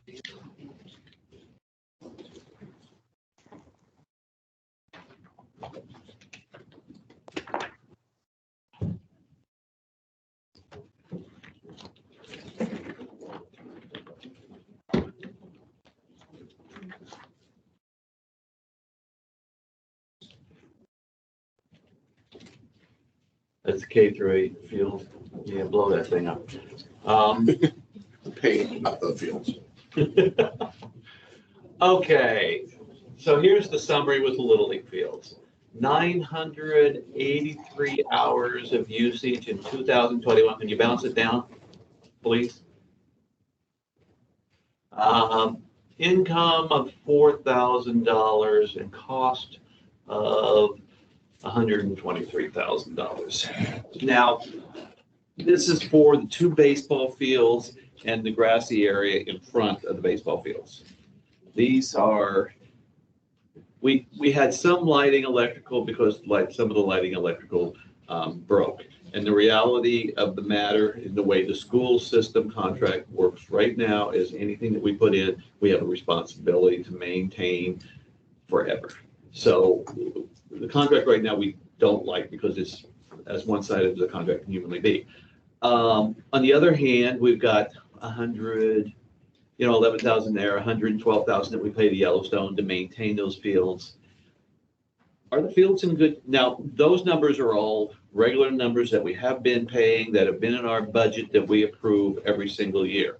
So, when people say we spend no money on the kiddos, we spend 100 and some odd thousand on the kiddos just for those baseball fields in the area in front. Are the fields in good shape? Brian and I met with Yellowstone and the Little League out there, and they're in general, yes, but there is some work to be done, and they're contracted to do some work this Saturday on field 2 because they start their practice next week, right? Their games, yeah. So when we talk about the fields from the perspective of being safe for children to run and catch balls in the outfield and run on bases and stuff like that, with things you're doing to enhance things, we're in good shape. May I? Come on up. And I have the president and then our field manager that volunteered. Can you identify yourself and your address? 602 Nadina Place. And your number? I am. Great, thanks. So I just came to give you an update and obviously here. We spoke last month. Yep. Yeah. Or last meeting, sorry.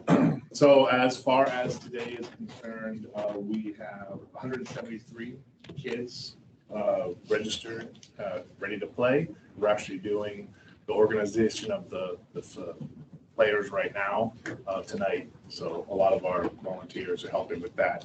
And then we also have 56 of our challenger players, which are special needs kids. In addition to the 170. In addition to, so in total, whatever that math is, 229 total kids playing this spring.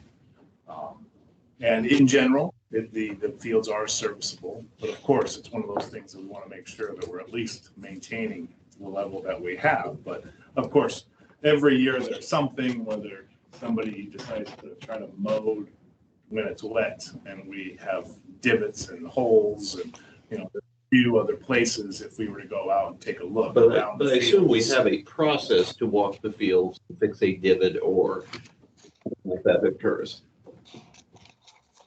So with Alec and another gentleman that I can't recall, and Yellowstone. So we focused on field 2 at the time and put it up to the level that they wanted. With some work, I know that there's more kind of a wish list on things. Yes, the field should be inspected as far as divots and things like that.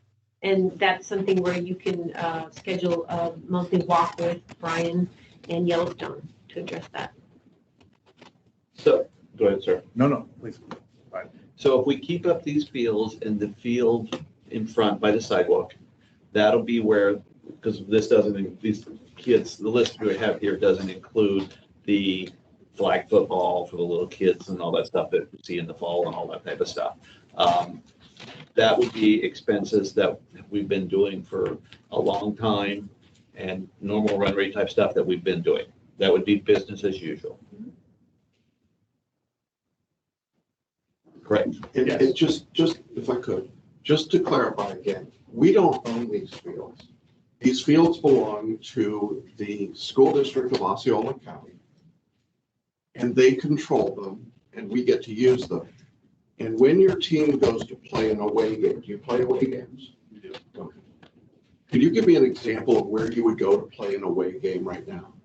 Some of the teams that we play are Conway, which is over past the airport. And where do you play when you play Conway? They have a field over there. Is the field on school property or is it a field that the town of Conway has built? I believe it's a town field.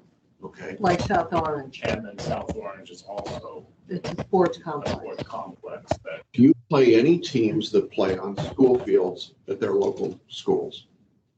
not that I could think of offhand. No. Okay. So we're the only place that has a school field, not a town field. Is that correct? That I know of that we are playing against. I mean, I don't know what the other area, around the area is. Okay. Do you ever play teams in Poinciana or Kissimmee or St. Cloud?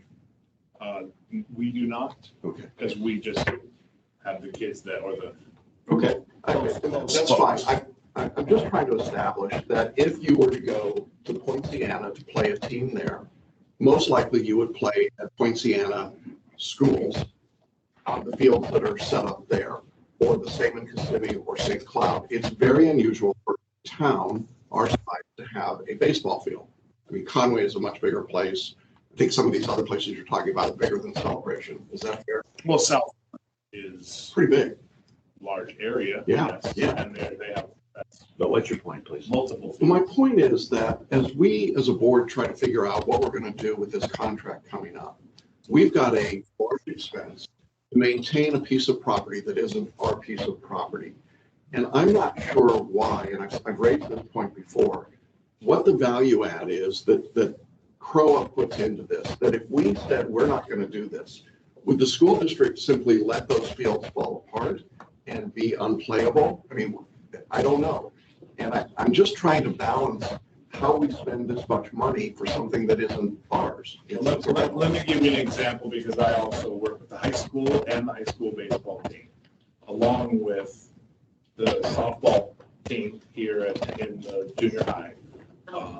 And when it comes to field maintenance, almost everything, we're having the kids do it, we're having volunteers do it, we're all doing it ourselves because nobody is maintaining. So it's just So like. $100,000 doesn't do anything? No. When it comes to improvements, you need to cut the grass. You need to do some He's saying it doesn't. basic updates. But at the high school, the county does it, right? No, Well, he said volunteers. No, there is a minimal amount done, okay? And just like anything with the I'm school. not trying to argue the point. I'm just trying to understand. Investment No, is here. but I'm explaining a little more. When it comes to what happens up in the county, or with the high school anyway, there is a minimal amount of work that the county does, that the schools do. It's a minimal amount of work. When it comes to actually updating, and they're gonna go put paint and the rest of it on, that really ends up falling on everybody else. It falls on us to do it ourselves, because the county is only gonna give so much too. And I mean, I'll just say that tennis court that's in that parking lot. For 3 years since I've been here, it's been an absolute eyesore, and that obviously isn't getting done by us because the county or the school is just not going to give money to it. Because, I actually work at the school now, and I'm a teacher there, and the employment and the funds and everything else is slim. So it's just the reality of. So if we're going to rely on the school board to do it, if we're going to rely on the county to do it, it's just going to continue to degrade. And so we can be upset all we want about it, but it's not going to get any better if we don't do it ourselves. That's why we volunteers have been doing it, and hoping that we can partner with Town Hall to be able to do it as well. Online too, we have our president and they said they were muted. I don't know if they're able to say or want to say anything. What's their names? Alex. Alec Ross and Jason Keller. I don't When you said tennis courts, just now, are you talking about one for the high school? Or are you Just talking the about one right here? across the street. Okay. So, I'd like to say something. go ahead. Okay, so we pay $112,287 to Yellowstone to do what on those fields? That comes to $2,159.36 a week to cut the grass? They cut the grass, they do fertilization, they do, any kind of treatment, they do, any repairs, Weeds. weeds, yeah. A week we pay that? It's part of, yeah. Okay. They don't fertilize it necessarily, but that's part of the package. They should be fertilizing Every week? every week. Well, that's what I'm telling her. That's not a, Kind of think, I'm not an expert, but I kind of think that front field doesn't need to be mowed every week. Well, not in the dormant season, it gets mowed every 2 weeks, but that's all across the community. Okay, I was just wondering why it was. And how did you determine the amount for what we're doing on these fields as opposed to our standard contract that has several properties? Are you talking about the income or Yeah, I'm talking the? about the 112. How did you determine that? I mean, she's saying that's too much, but how did you really allocate that? That contract is done on the scope of services. It's about 6 years old. I'd have to do some research to tell you why it was calculated. I'm sure it's the size. A lot of it is. Well, you don't do, they tell you. It's a separate all the- contract just for that property. I think it's addressed. Yes. It's not a carve out, it's a separate contract. Yes, Oh, it's a separate contract just for that property. for the field, yeah. This is, does it include the east field too as well? Okay, so it's not just this, it's all the different, it's East Village and North Village, anywhere where there's a big That's what I'm patch of saying, grass. Jackson. I'm not sure that the 112 is a perfect number, is what I'm saying. We'll go and research it. Yeah, It's so the the first thing I'd like I to- thought it was K through 8, but I'll I'll buy a lawnmower and I'll. Yeah, I'll push it. So 112 isn't just to maintain the K-8 fields. We can check. We'll look into it. Okay, So paying, I think, 787,000 for all of the fields and everything. So I'm wondering if there's an allocation issue here. To me, all right, so what are we gonna do here? Are we can get a better number. Are we going to, at some point, we gotta decide if we're interested in keeping this or not. My personal belief is we should keep it, but we should do a much better job of marketing what it is we're spending money on. Because right now, no one knows that we're getting no credit for it. It's one more place where we're spending money. So why are we looking at this? Is it because the Because the contract? contract runs out on June 30, and they want to know if they're going to have a new contract with us. They're Separate getting rid of issues, us. other than the other one. Right, and they are the school system, they move at a lightning fast speed. So they're wanting to know something in the February timeframe so they even know how to proceed. Because if there's a divorce, but then we lose access to everything. No different than the tennis courts. I mean, then you will have no kids playing baseball. That's not good. Well, That's not true. Not true. yeah, that's not true. Good. You would have kids playing baseball. You would simply have them working through the No. school district, through CROA, That's correct. right, David? Yeah. Go ahead, David. Yeah, so a couple of things. Yeah, as Jackson said, the fields are owned by the county. Access does not go away. And I think, if a group wanted to lease the field rather than paying CROA and negotiating with CROA, and if anyone using it found something that needed repair, take us out of the middle. Make it simpler for our residents. They go directly to the school and get it dealt with. Groups that want to rent it, negotiate directly with the schools.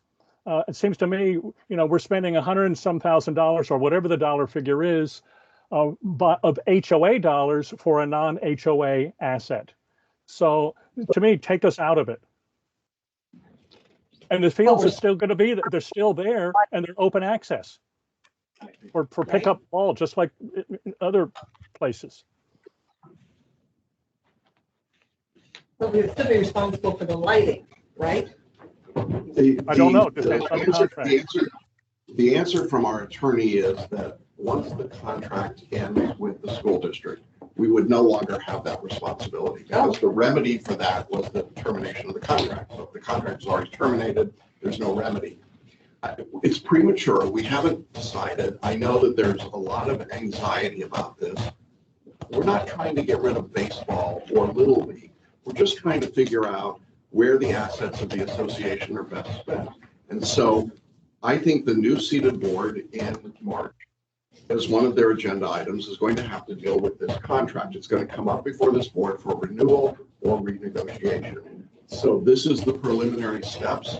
And to go back to communication, I think we'd like to hear from the community and like to hear what you think should be done. But I think there's a legitimate argument to be made that this expenditure is really not adding value to the kids playing ball. That you could negotiate directly with the school district and get exactly the same thing or better, and the CROA shouldn't necessarily be involved any more than CCDD or the foundation or any other third party should be involved. Because in general, that is the structure. And CROA isn't involved in the high school. We don't have anything to do with the high school. Those fields are done through the school district. Well, the only thing, this is what I'm responding, because now I'm going to take off my Little League hat, and I'm going to talk as the guy who lives across the street as part of this town, and why I moved here. I believe that those fields over there are already built, just need to maintain expense.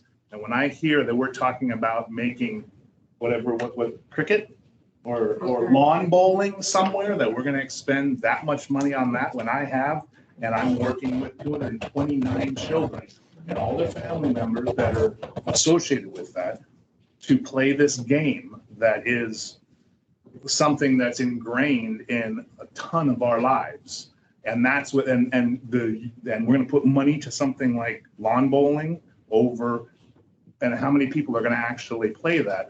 I'm gonna have a problem with that as a town person, to think that that's gonna be prioritized, and we're even having a discussion about that, but we're not gonna say, no, we're gonna build in our own baseball field. Gotcha. Go ahead, Bruce. Do we maintain the fields that we have on the civic quarter? We own them and maintain them. What's our budget for that? Yeah, we own them and maintain them. We have about a $300,000 run rate for those. Right, so that's soccer fields and that's other athletic activities for the town. I have no objection to spending some money on baseball fields. Okay, so let's do the following. Ask Yellowstone what a one-year contract would cost just for the 2 baseball fields in the area, so that we're not playing allocation games. That we ask for a specific contract, what it would cost to maintain that, so that we're dealing with dollars and cents. David and Jackson got one opinion. I respectfully probably disagree, but I agree that we're going to have to actually discuss this. It sounds like in very early March. Is that fair? But let's get some good. So this will be an early. Thanks. Get a couple of hands raised, right? Yep. Who's raised? Tom Susan. Who? Susan. Go ahead, Tom. He has to unmute himself. You're on mute, Tom. Sorry. We guys opening up for Tom Strasburg? He's open too. Who? Tom Susan. There's 2 hands. Tom Strasburg and Tom Tuesday. Never heard from Alan. Okay, Tom Tuzen, can you unmute? Why can't people online unmute? You have to unmute me, but he's unmuted. He has local control of his own mute. Tom, you're muted at your computer, they're telling us. Okay, who's the S? Who? Tom Strasburger. Tom Strasburger, can you? This is Tom Strasburg from 611 Celebration. We own condo 120. Just to clarify, and I should have done this when I was there in person at the last meeting, the work that I believe you said the company's Yellowstone is doing at our fields, who does that at the other fields? Yellowstone or New Leaf, the 2 in town that do almost every field. But I guess let me clarify that. So that's who does it inside Celebration at the sports fields that we have in Celebration. So right now, the county's using tax funds to maintain school athletic facilities using somebody across the rest of the county but they're doing nothing inside Celebration with the tax money we're providing, correct? On the ball field, yes. That's correct. Okay. So additionally, any money that CROA decides to use to maintain the facilities inside Celebration is allowing the county to subsidize the rest of the county and do nothing, or basically at the Celebration taxpayers' expense. So we are paying twice to take care of sports fields, but getting one, day's work or one set of fields maintained. That is the argument that Jackson and David are making. That's correct. Okay, Yes. so it's not about taking care of the kids or not taking care of the kids. It's how many times do the taxpayers in Celebration want to fund a field to be taken care of? Correct statement. Correct. Okay, thank you. Tom Tucson, have you got unmuted yet? Tom, because online he's saying the moderator has to unmute him. He's unmuted. He highlighted that his mic is off. It'd be great to us. I unmuted. Tom, you're unmuted unmuted. on his end. I've had that happen before. You gotta sign off and sign back on. Tom, they're saying you got to sign off and sign back on. Can you type a response to him, please? He just signed off. Okay. When he comes back, I'll unmute. Okay. Can you go back to the full screen so we don't need to see all this Word document anymore? Yeah, AR, who's AR? Alan Frost, he's the president. Okay. Hey, Alex? good evening. Can you hear me? Yeah. Thank you. All right. No, thanks for the time and the conversation. I think that it's worthy, and I know Tor's there representing us, so I appreciate his time. We have as he noted, over 200 families that play on the field. And I understand the previous comment and maybe the argument with how we pay it. I think there's an issue with the contract, right? How do we continue to leverage the position of CROA, responsible for Parks and Rec in our community, to help us manage that? These are fields in our town. These are fields that we use. These are fields that are seeing a growth in the sport, and we'll continue to see that. Bringing in other community organizations, like I mentioned before, and its staying power. I think that if we dismiss that and we move away from some sort of relationship with CROA helping facilitate, we will have pain in the league, and there's other fields that are opening up that are outside of the town of Celebration. I mean, we are Celebration Little League. We are nonprofit. We are board members of families from the community. Nobody makes a dime doing Celebration Little League. So I understand the financial aspect and the responsibilities there. Let's get a better contract. And I think that there are opportunities that need to be looked at to negotiate that, to help represent what we all want, which is a town that has outlets and sports and community organizations that represent our town and our families. So I think the allocation question is an important one. That seems just to mow the grass on those two fields. I think we need to understand that specifically. And there's probably some, if the contract's up, as we would do anyway, what opportunities are there to solicit other prices? So, I have specifically asked Lauren to have, or Susanna, to have Yellowstone give a specific quote just on those two fields and the field by the year. I think it's a minimal expense. I understand the double dipping, and so I think we need to take a look at that contract and what the terms are and what the allowable uses are for the league. Brian, just to Alex's point, to me, what does not for an answer today, what does a better contract look like?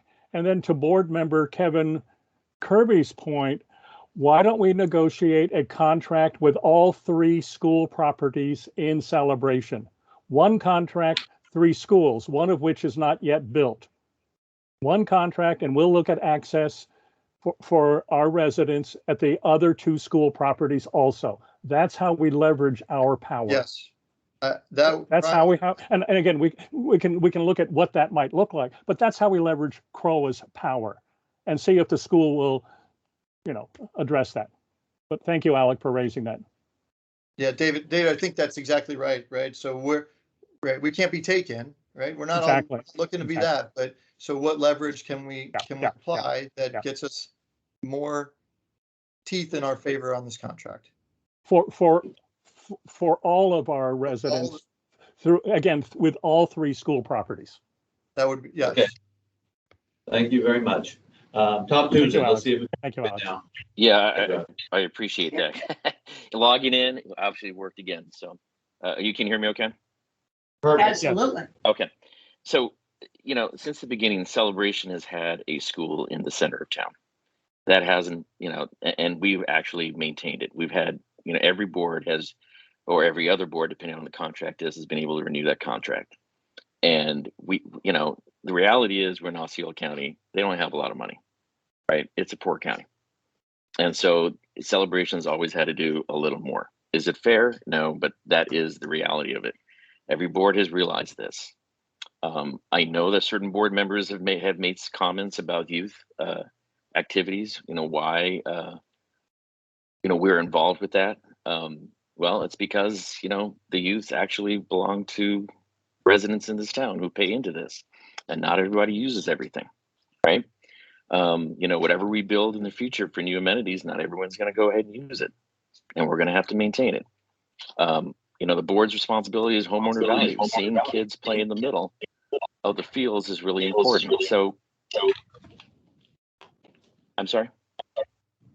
No, you go ahead. You're fine. Okay. So I just think I'm just surprised that although we're waiting for the new board to come in, statements have already been made that in private conversations that people are against it. They're surprised we're actually even paying for this. It's in the budget every single year. So I'm not sure where Celebration is changing here to a unique from a unique place to let's just be like the rest of the county, because we're not. We have a school smack dab in the middle of our neighborhoods. It's unique. Disney designed it that way, so comparing it to how do you play in Poinciana, how do you play in, that's a nonsense question. It really is. We're just a different town, and that's how we've been. If we want to do it differently, then okay, but I don't, when you talk about social media contacting, changing the narrative and everything else, you don't have to do anything. The board's doing that. So be wary of that. So thank you for that. Thank you very much. I'll let Greg Filak talk, and then I'll let Bruce talk, and then I'm going to move on. So Greg. Yeah, just one thought. Greg Filak, 1445 Stickley. I disagree with Tom that Osceola School District is poor. They got a $1.9 billion a year budget. That's with 70,000 kids, but it's still a pretty significant budget. I would say, as Jackson, I know, has had the role before being on their business advisory board, and I am now. I will tell you that I don't think it's intentional, but I think sometimes Celebration gets lost in the noise with the school district. I think an honest conversation with them, and I agree pretty much with what everybody said, even when they're on different sides of it. The contract, I think, needs to get renegotiated, but I also don't think it serves the town well to disregard a sport as we just went through an RFP process where we got a management company that one of the staples in there is, hey, we're going to improve Parks and Rec and amenities and everything else, to then turn around and be shedding those as we're adding others just doesn't seem to make sense. I would say from my interactions with the school district and the board, I think you have a receptive group there that I think honestly Celebration has just been lost over the past 10 or 15 years, that there hasn't been an honest engagement on the contract, that if you went and sat down with them, I think they would admit, there's probably some places they could do better on it. So I would just encourage you to before abandoning it or going all the way one or all the way the other, if you can pull some ideas together, I'd be happy to email you a couple thoughts. I think you'd find they'd probably be willing to come closer to the middle than where they're at now. Yeah, can I just respond real quickly? I believe in debate and discourse. I believe that things come before the board and they get discussed and they get figured out. I agree with Greg. We will go back and we will negotiate with the school district and we will look at all of these possibilities. And I think it's really not appropriate to suggest the decisions have been made and that we're discarding or we're abandoning children or that we're thinking about something that would be harmful to the community. I just don't think that that's an appropriate approach to take to this. This is a large amount of money. This contract was put into place by Disney and then transferred to the HOA before we had any owner representation. And board after board after board approved it because that's just what they did. It's not a bad thing to say, let's look at it and evaluate it. An evaluation doesn't mean we're not going to do it. And so for all the people that are out stirring the fire saying, oh, you hate children and you don't want to do any of this, I'll just remind you that I was a founder of this school. I taught in this school district for 10 years. I wore the same cap that that gentleman in the back had. And I have been out there building those baseball fields and dugouts. I believe in them. I believe in what we're doing. I just want to have a good, honest conversation. And if somebody doesn't want to have that, but I think the board all agrees, we want to have that conversation. And to clarify, I'm not in bad words if I suggest anybody's abandoning it. I do think the number that you guys threw out tonight, I never heard $112,000. I will tell you, as one of the coaches out there, that floors me because I will tell you that I go out on those baseball fields and coach kids and I have to watch out every game because some kid's going to roll an ankle or trip over first base. And I mean, it's every time we're calling somebody out here, hey, can you do this? Hey, can you do that? So in my mind, I'm trying to reconcile $112,000 with what I know we go out there and pay with. And that's, I think the honest conversation, I appreciate Jackson, exactly it. I think this was something that both on the school district side and on the CROA side has been sitting there for 20 years. It's just been rolling over. Nobody sat down and said, let's have an honest conversation. So I think you've got a receptive audience on the other side. I'll repeat it again. I'm not sure the 112,000 is a real number. There's a big contract and I suspect it's an allocation of an allocation that's allocated.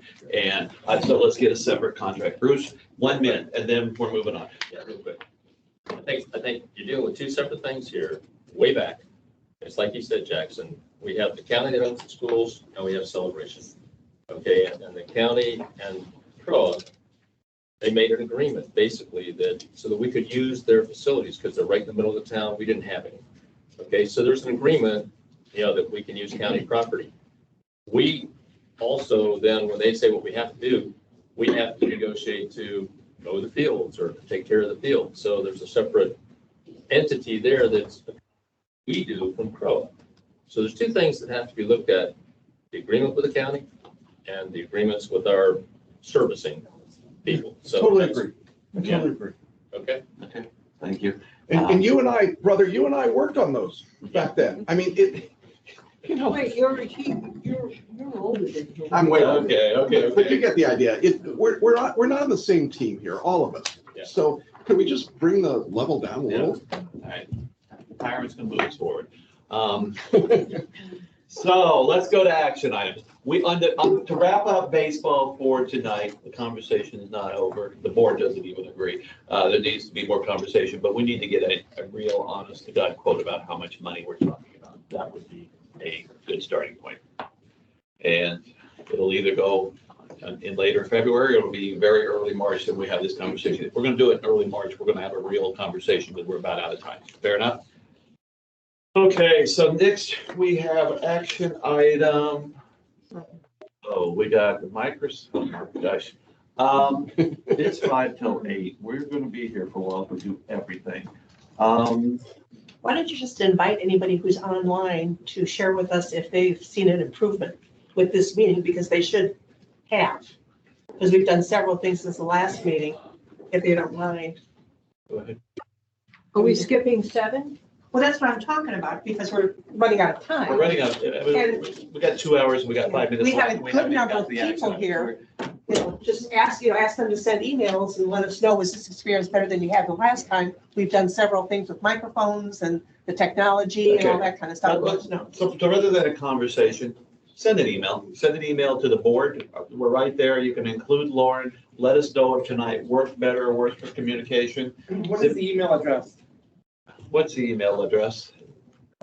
CROA at CROA at Town Hall. celebration.fl.us. Okay, gotcha. And the board is found there. So we're gonna skip 7, 8, and 9. Send us an email on 8, because we're just not gonna get to them. We need to get to the action item. I want to get to that, and that's gonna take more than 4 minutes.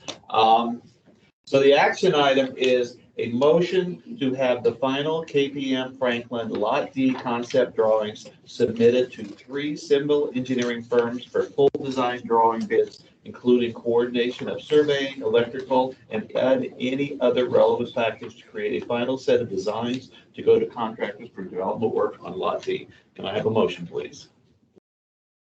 Can I have a motion? Second. Can I have okay, who made the motion? Steele? Okay, so in the package here, what I want you to do is go to the drawing of the drawings. So here's where we're at. This, we've said it a lot of times, and we have to repeat it constantly. We had a lot of meetings. We've been talking about pickleball for 2 years. At a recreation committee meeting in January, it became clear that there was an overwhelming desire to leave the 2 fields in grass as they are, have turf on field 3, and to move the pickleball to Lot D. Now, what we have up here, can you blow that up just a little? And I hope people can see it online. But so what we have now is the agreed proposal is to the right there, to the very right. You've got the amenities building between the fields and the parking that, it's got the bathrooms and stuff like that if you're out there for events. To the left of that, we have got the parking that is out there today. Another parking pad exactly like the one that exists today will built beside that. So you have 2 of them, and then those 2 would have about 100 spaces. Right next to that would be 8 pickleball courts.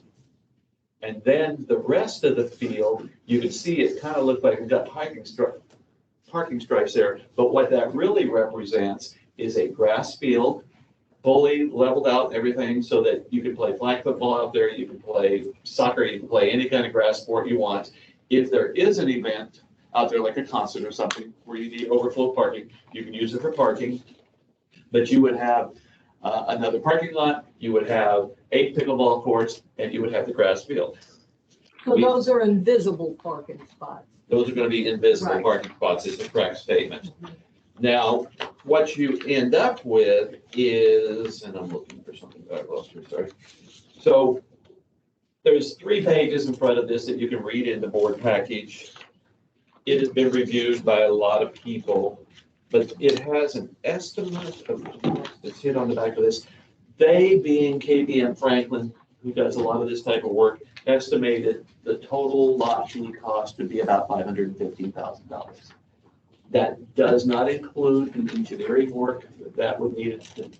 So we go to design. So the concept is done here. We'd go to 3 firms. We'd probably go to Hanson Walter, KPM Franklin, and Osceola Engineering, and ask them all to bid on the civil engineering work to build complete design work.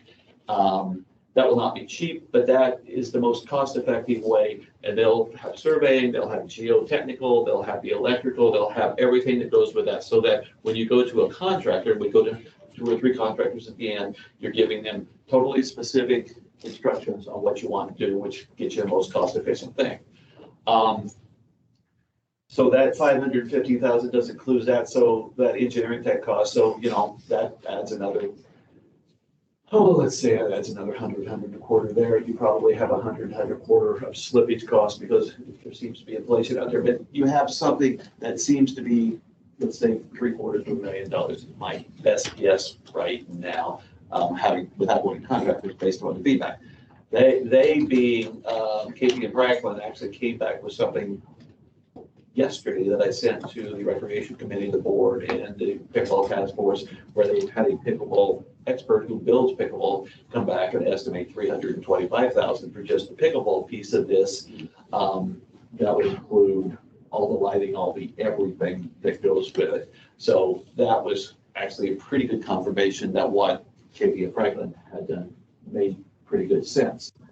And people will say, I don't want to pay $750,000 for pickleball. You're not paying $750,000 for pickleball. You're getting additional parking, which the specially advanced or recreation people have wanted like banshees. Use the grass park today. The whole rest of the lot D is going to be leveled out, just like a playing field with grass that'll be maintained and mowed and all that wonderful stuff. And it'll be useful for all kinds of sports and parking when we wanted it. So it will take lot D and clean the whole thing up. That is what we're talking about here. That is what the motion is about, is to say, okay, we instruct Susanna over the next couple of days, because we've got an updated package from the Pickleball Task Force just talking about their thoughts, so that we've got that direction there. I confirmed with Katie and Franklin, we could send a report and drawings out, so we can get all that out with a cover letter in the next couple of days and ask for bids so that we can move forward with design drawings. With that, I'll open it up to board and then public comments. Jackson. Is there any cost to the decision we're making tonight? No. Tonight, what we're doing is we're saying, go out and get the bids for the design phase. And I guess the follow-up would be that there's no commitment following that to necessarily, we get those bids back, and if the bids were suddenly outrageously more than we were talking about, the board would still have an off-ramp to say, that's not what we want to do, correct? That is correct. I mean, I don't want to mislead anybody. I think the design spec bid will be $100,000. And the reason I say that is surveying is not cheap. Geotechnical is not cheap. Electrical is not cheap. The engineering firm, you would pay this. One of the problems we learned about when we built the athletic fields is we went to the contractor and we said, you sit down and come up with the drawings with us. And then the contractor says, sure, I'll do that. And I'm going to throw in a wide piece of latitude and everything, and it actually gets more expensive. And we've had, Jack's looking at me weird, but we've actually had contractors say that they threw in latitude because of that. So whether you're like, so that is why we went to this different approach. And we get here, and then when we go out to the do we build thing, then we make the final decision. I mean, the seven. Right. So the next step, I just want to be clear. So the next step that's going to happen, we'll get back these three bids, let's say, if all three companies agree, and they will say it's going to cost this much to do the next phase of the project, which you're estimating might be $100,000 for them to draw up the plans. Is that correct? So at this moment, we're not spending any money. We're waiting to get back proposals, and then we will evaluate those proposals and the costs associated with those. Right. And then if we proceed with those proposals, then when that's done, we'll, and we finalize permitting, we'll work with contractors to say, okay, final bids. And the reason we got the estimate from KP and Franklin is because KP and Franklin said, well, gee, what you're really talking here about is a $3 million project. We would have said, Katie, bar the door. But the number is not implausible based upon what our expectations were. Brian? Wait. Yeah, David, go ahead, and then we'll go to Gary. Yeah, just two and a half things. One is to echo Jackson's point. We're not making any financial decision tonight. We'll get three design proposals, and we'll get a dollar figure. And then we decide whether to go forward. We go out to bid, and then we'll get, say, 3-4 proposals, and here's the cost to build.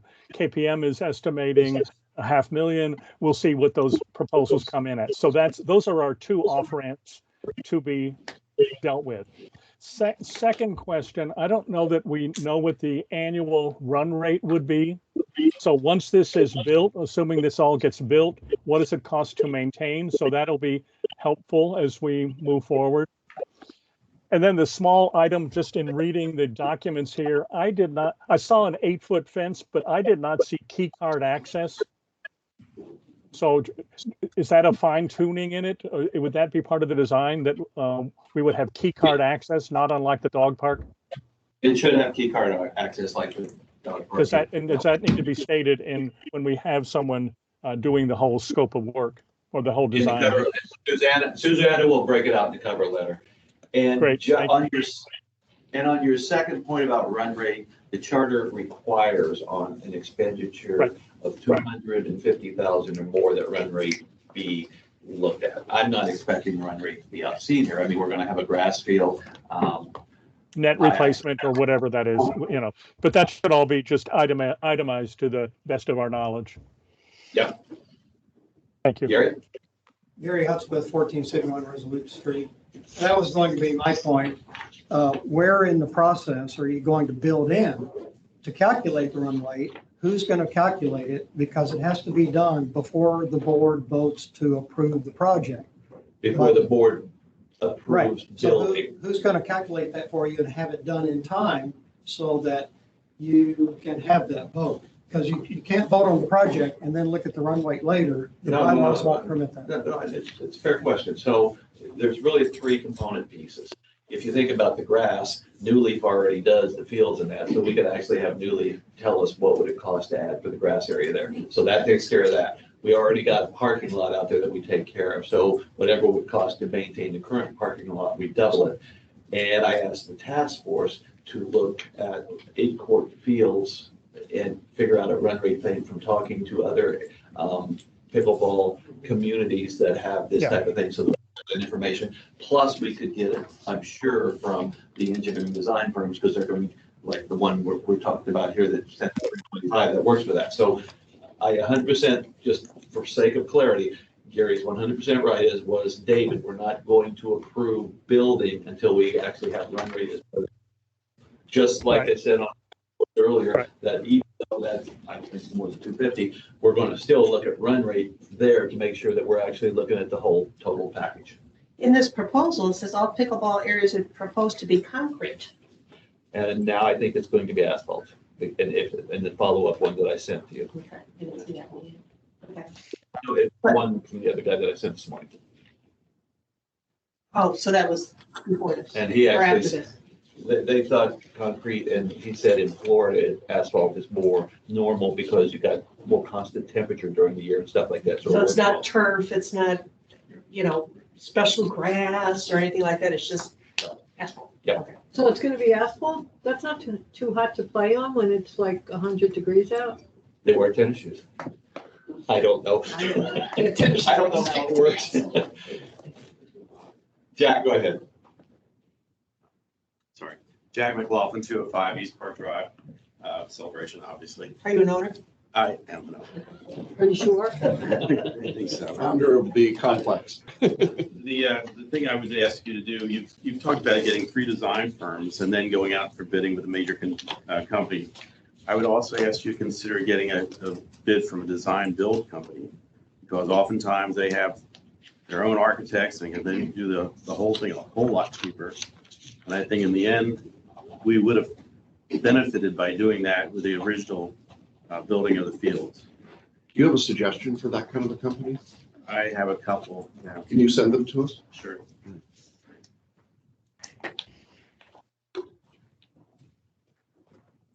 Okay, any other public comment? David Eastman. David Eastman. Hey guys, David Eastman, 1109 Blaze Street, resident for 17 years. Can you hear me? Yes. Great, thank you very much. Don't need to finalize it tonight, but just ask about the key card access in comparison to the tennis courts, and what the purpose of the key card access would be. Also, the run rates, I don't think they'd be significantly different than the tennis courts when we're looking at just estimates. Obviously, we can do a little bit more research on that. Regarding the asphalt versus the concrete, asphalt was what the pickleball task force had originally recommended based on our discussions with court builders in Florida. It just came out as concrete from KPM initially. That was going to be worked, and it looks like it has been, but asphalt is the proper, the recommended surface in the Florida area. The answer to the key card system is we want to get a key card system out of the civic corridor for the whole thing. We have had people just drift. We opened up the civic corridor to we had people drift in, we had damage. I mean, literally, you talk about what Lauren and Suzanne and the maintenance team do. You come on a Saturday and you find out that people out there, adults, went into the room and throwing feces on the wall and all kinds of stuff like that. We literally had that. So you end up having to control access to some of this stuff, or you end up with just destruction. And that's, if we're going to spend the money, we don't want it destroyed. It should be easy for anybody to have a key card to get in. That's the thought process, just like a pool. Okay, absolutely. And does that be on the current gates that are there? So just key card access to the pickleball courts themselves? Or is it going to be at the primary gate area that's already existing? It's going to be a fence around it, probably right there at the pickleball courts. Okay. So all right. It'll be your regular resident key card access. Okay. And then we'll have to, I think as a task force, we'll have to discuss the recommendation in the latest proposal regarding the 4 foot versus the 8 foot, but we can work that offline. Thank you. Says 8 foot. Fine. Says 8 foot. It should be 8 foot probably. Any other public comments in this room or online? Any board comments? Did you have a motion? We already have a motion. We passed it. Motion second. So I am going to call the vote. David, yes or no? Yes. Jackson? Yes. Celia? Yes. Yes. And Brian is a yes too. Passes unanimously. Susanna, we'll work to get this out in the next couple of days. Okay, now the next motion is a motion to renew the contract with Acela Service in the amount of $8,754.26. Can I have a motion, please? I'll make the motion to discuss. I'll second it. Okay, take it away. My question is whether or not this is a one-year contract. It says that the budget amount is a 3-year contract with smaller increases each year. Is this 1 year or 3 years that we're saying? It's the board's choice, what they want to do. So the 1 year is 8,427, which the board voted on last year because the thought was that it might have a new system. The technology committee was trying to come up with some other alternatives. But if you want to go for longer, there's the options. You save money if the longer you go, obviously. The 3-year option is actually cheaper, it looks like. Does management have a recommendation? I think that would depend on, if you feel, if the technology committee is kind of making headway on some alternatives, or if you're still satisfied with cell service in the community. I don't know. We've been accused of killing it. So, I mean, I want to, I'd like to hear from. I would only kill cell service. It's not high on our priority list. Does it work? Go ahead, Jim. Take the mask off, please. So, Jim Hayes, 1015 Old West Road, owner. An owner? I am an owner since October of 2016. We did do a lot of research on an alternative, mostly for the back end that's having problems. The front end, the app itself, we've heard a lot of positive things about. So we would try to either do something that would be equivalent to that. And also the platform that we're looking at could do more than just what Acela Service does, but it would potentially be more expensive per year. That's kind of a real quick summary of what we've done so far. And is this reality or a pipe dream? And I'm not trying to insult. I mean, is this something that's theoretical and might take 2 or 3 years to do, or this is? No, it's been built. So there's a platform that Microsoft has called Dynamics. There's a partner that built something for citizen engagement around it that would do similar things. And then we could also extend it and configure it, which was the biggest thing that we were looking at, since the biggest complaint about the back end of self-service is that it's not very configurable, and that it makes it difficult, for instance, to route things to CCDD. Based upon this conversation, maybe we should go with the 1 year contract. We're only talking about $300 of savings. And if we can get a win in the course of a year that services the community better, it's not much of an investment for the opportunity. So I would amend my motion, 1 year contract. And David, you have a comment, please? Yeah, I agree with that. I just think the motion on the agenda in terms of the dollar amount doesn't match what's in the budgeted amount. It's looking at the 2021 dollar figure. Yeah, the cover sheet quote is different than the backup. So if you want to make a motion up to the 8940. Yeah, and I'll make sure that it's the actual charge 1 year. It'd be an 89. Yeah. Yeah, it would be 89. Yeah, my motion is to approve. My motion is to approve a 1 year contract with Acela for $8,940.20. Or whatever the correct amount is. Roughly that, okay. Okay. Let's vote on it. That All in makes sense. favor? That makes sense. Thank you. Aye. You in favor, David? I think it's 8754, I know, it's the cover isn't the same as the backup for some reason, so. but I'm looking I at will it. clarify. It's Okay, just, up to 8940, just, okay. let's just execute it, it's just not enough money. Okay, a motion to reinstate voting rights for owners with pending covenants appeals. So moved. I'll second it. Okay. Lauren, you want to provide an overview for the public? So we had one individual reach out to us who had a number of properties, 2 of which were going through covenants appeals processing. And they asked about voting rights for those because they had received the letter that was issued. Since then, there were other properties in the covenants appeal process, so we have asked if you would like to reinstate their voting rights since their fines are pending in the appeals process. We checked this with Tom, and Tom said it was okay. The board just needed to approve it. Yes. So we were going to say, yes, this seems to make sense, but we need to do it at a board meeting. And once you approve it, then we can issue voting credentials. Yes. Call the vote. All in favor? Aye. Aye. Okay. Passes unanimously. Board comments. David, we'll let you go first.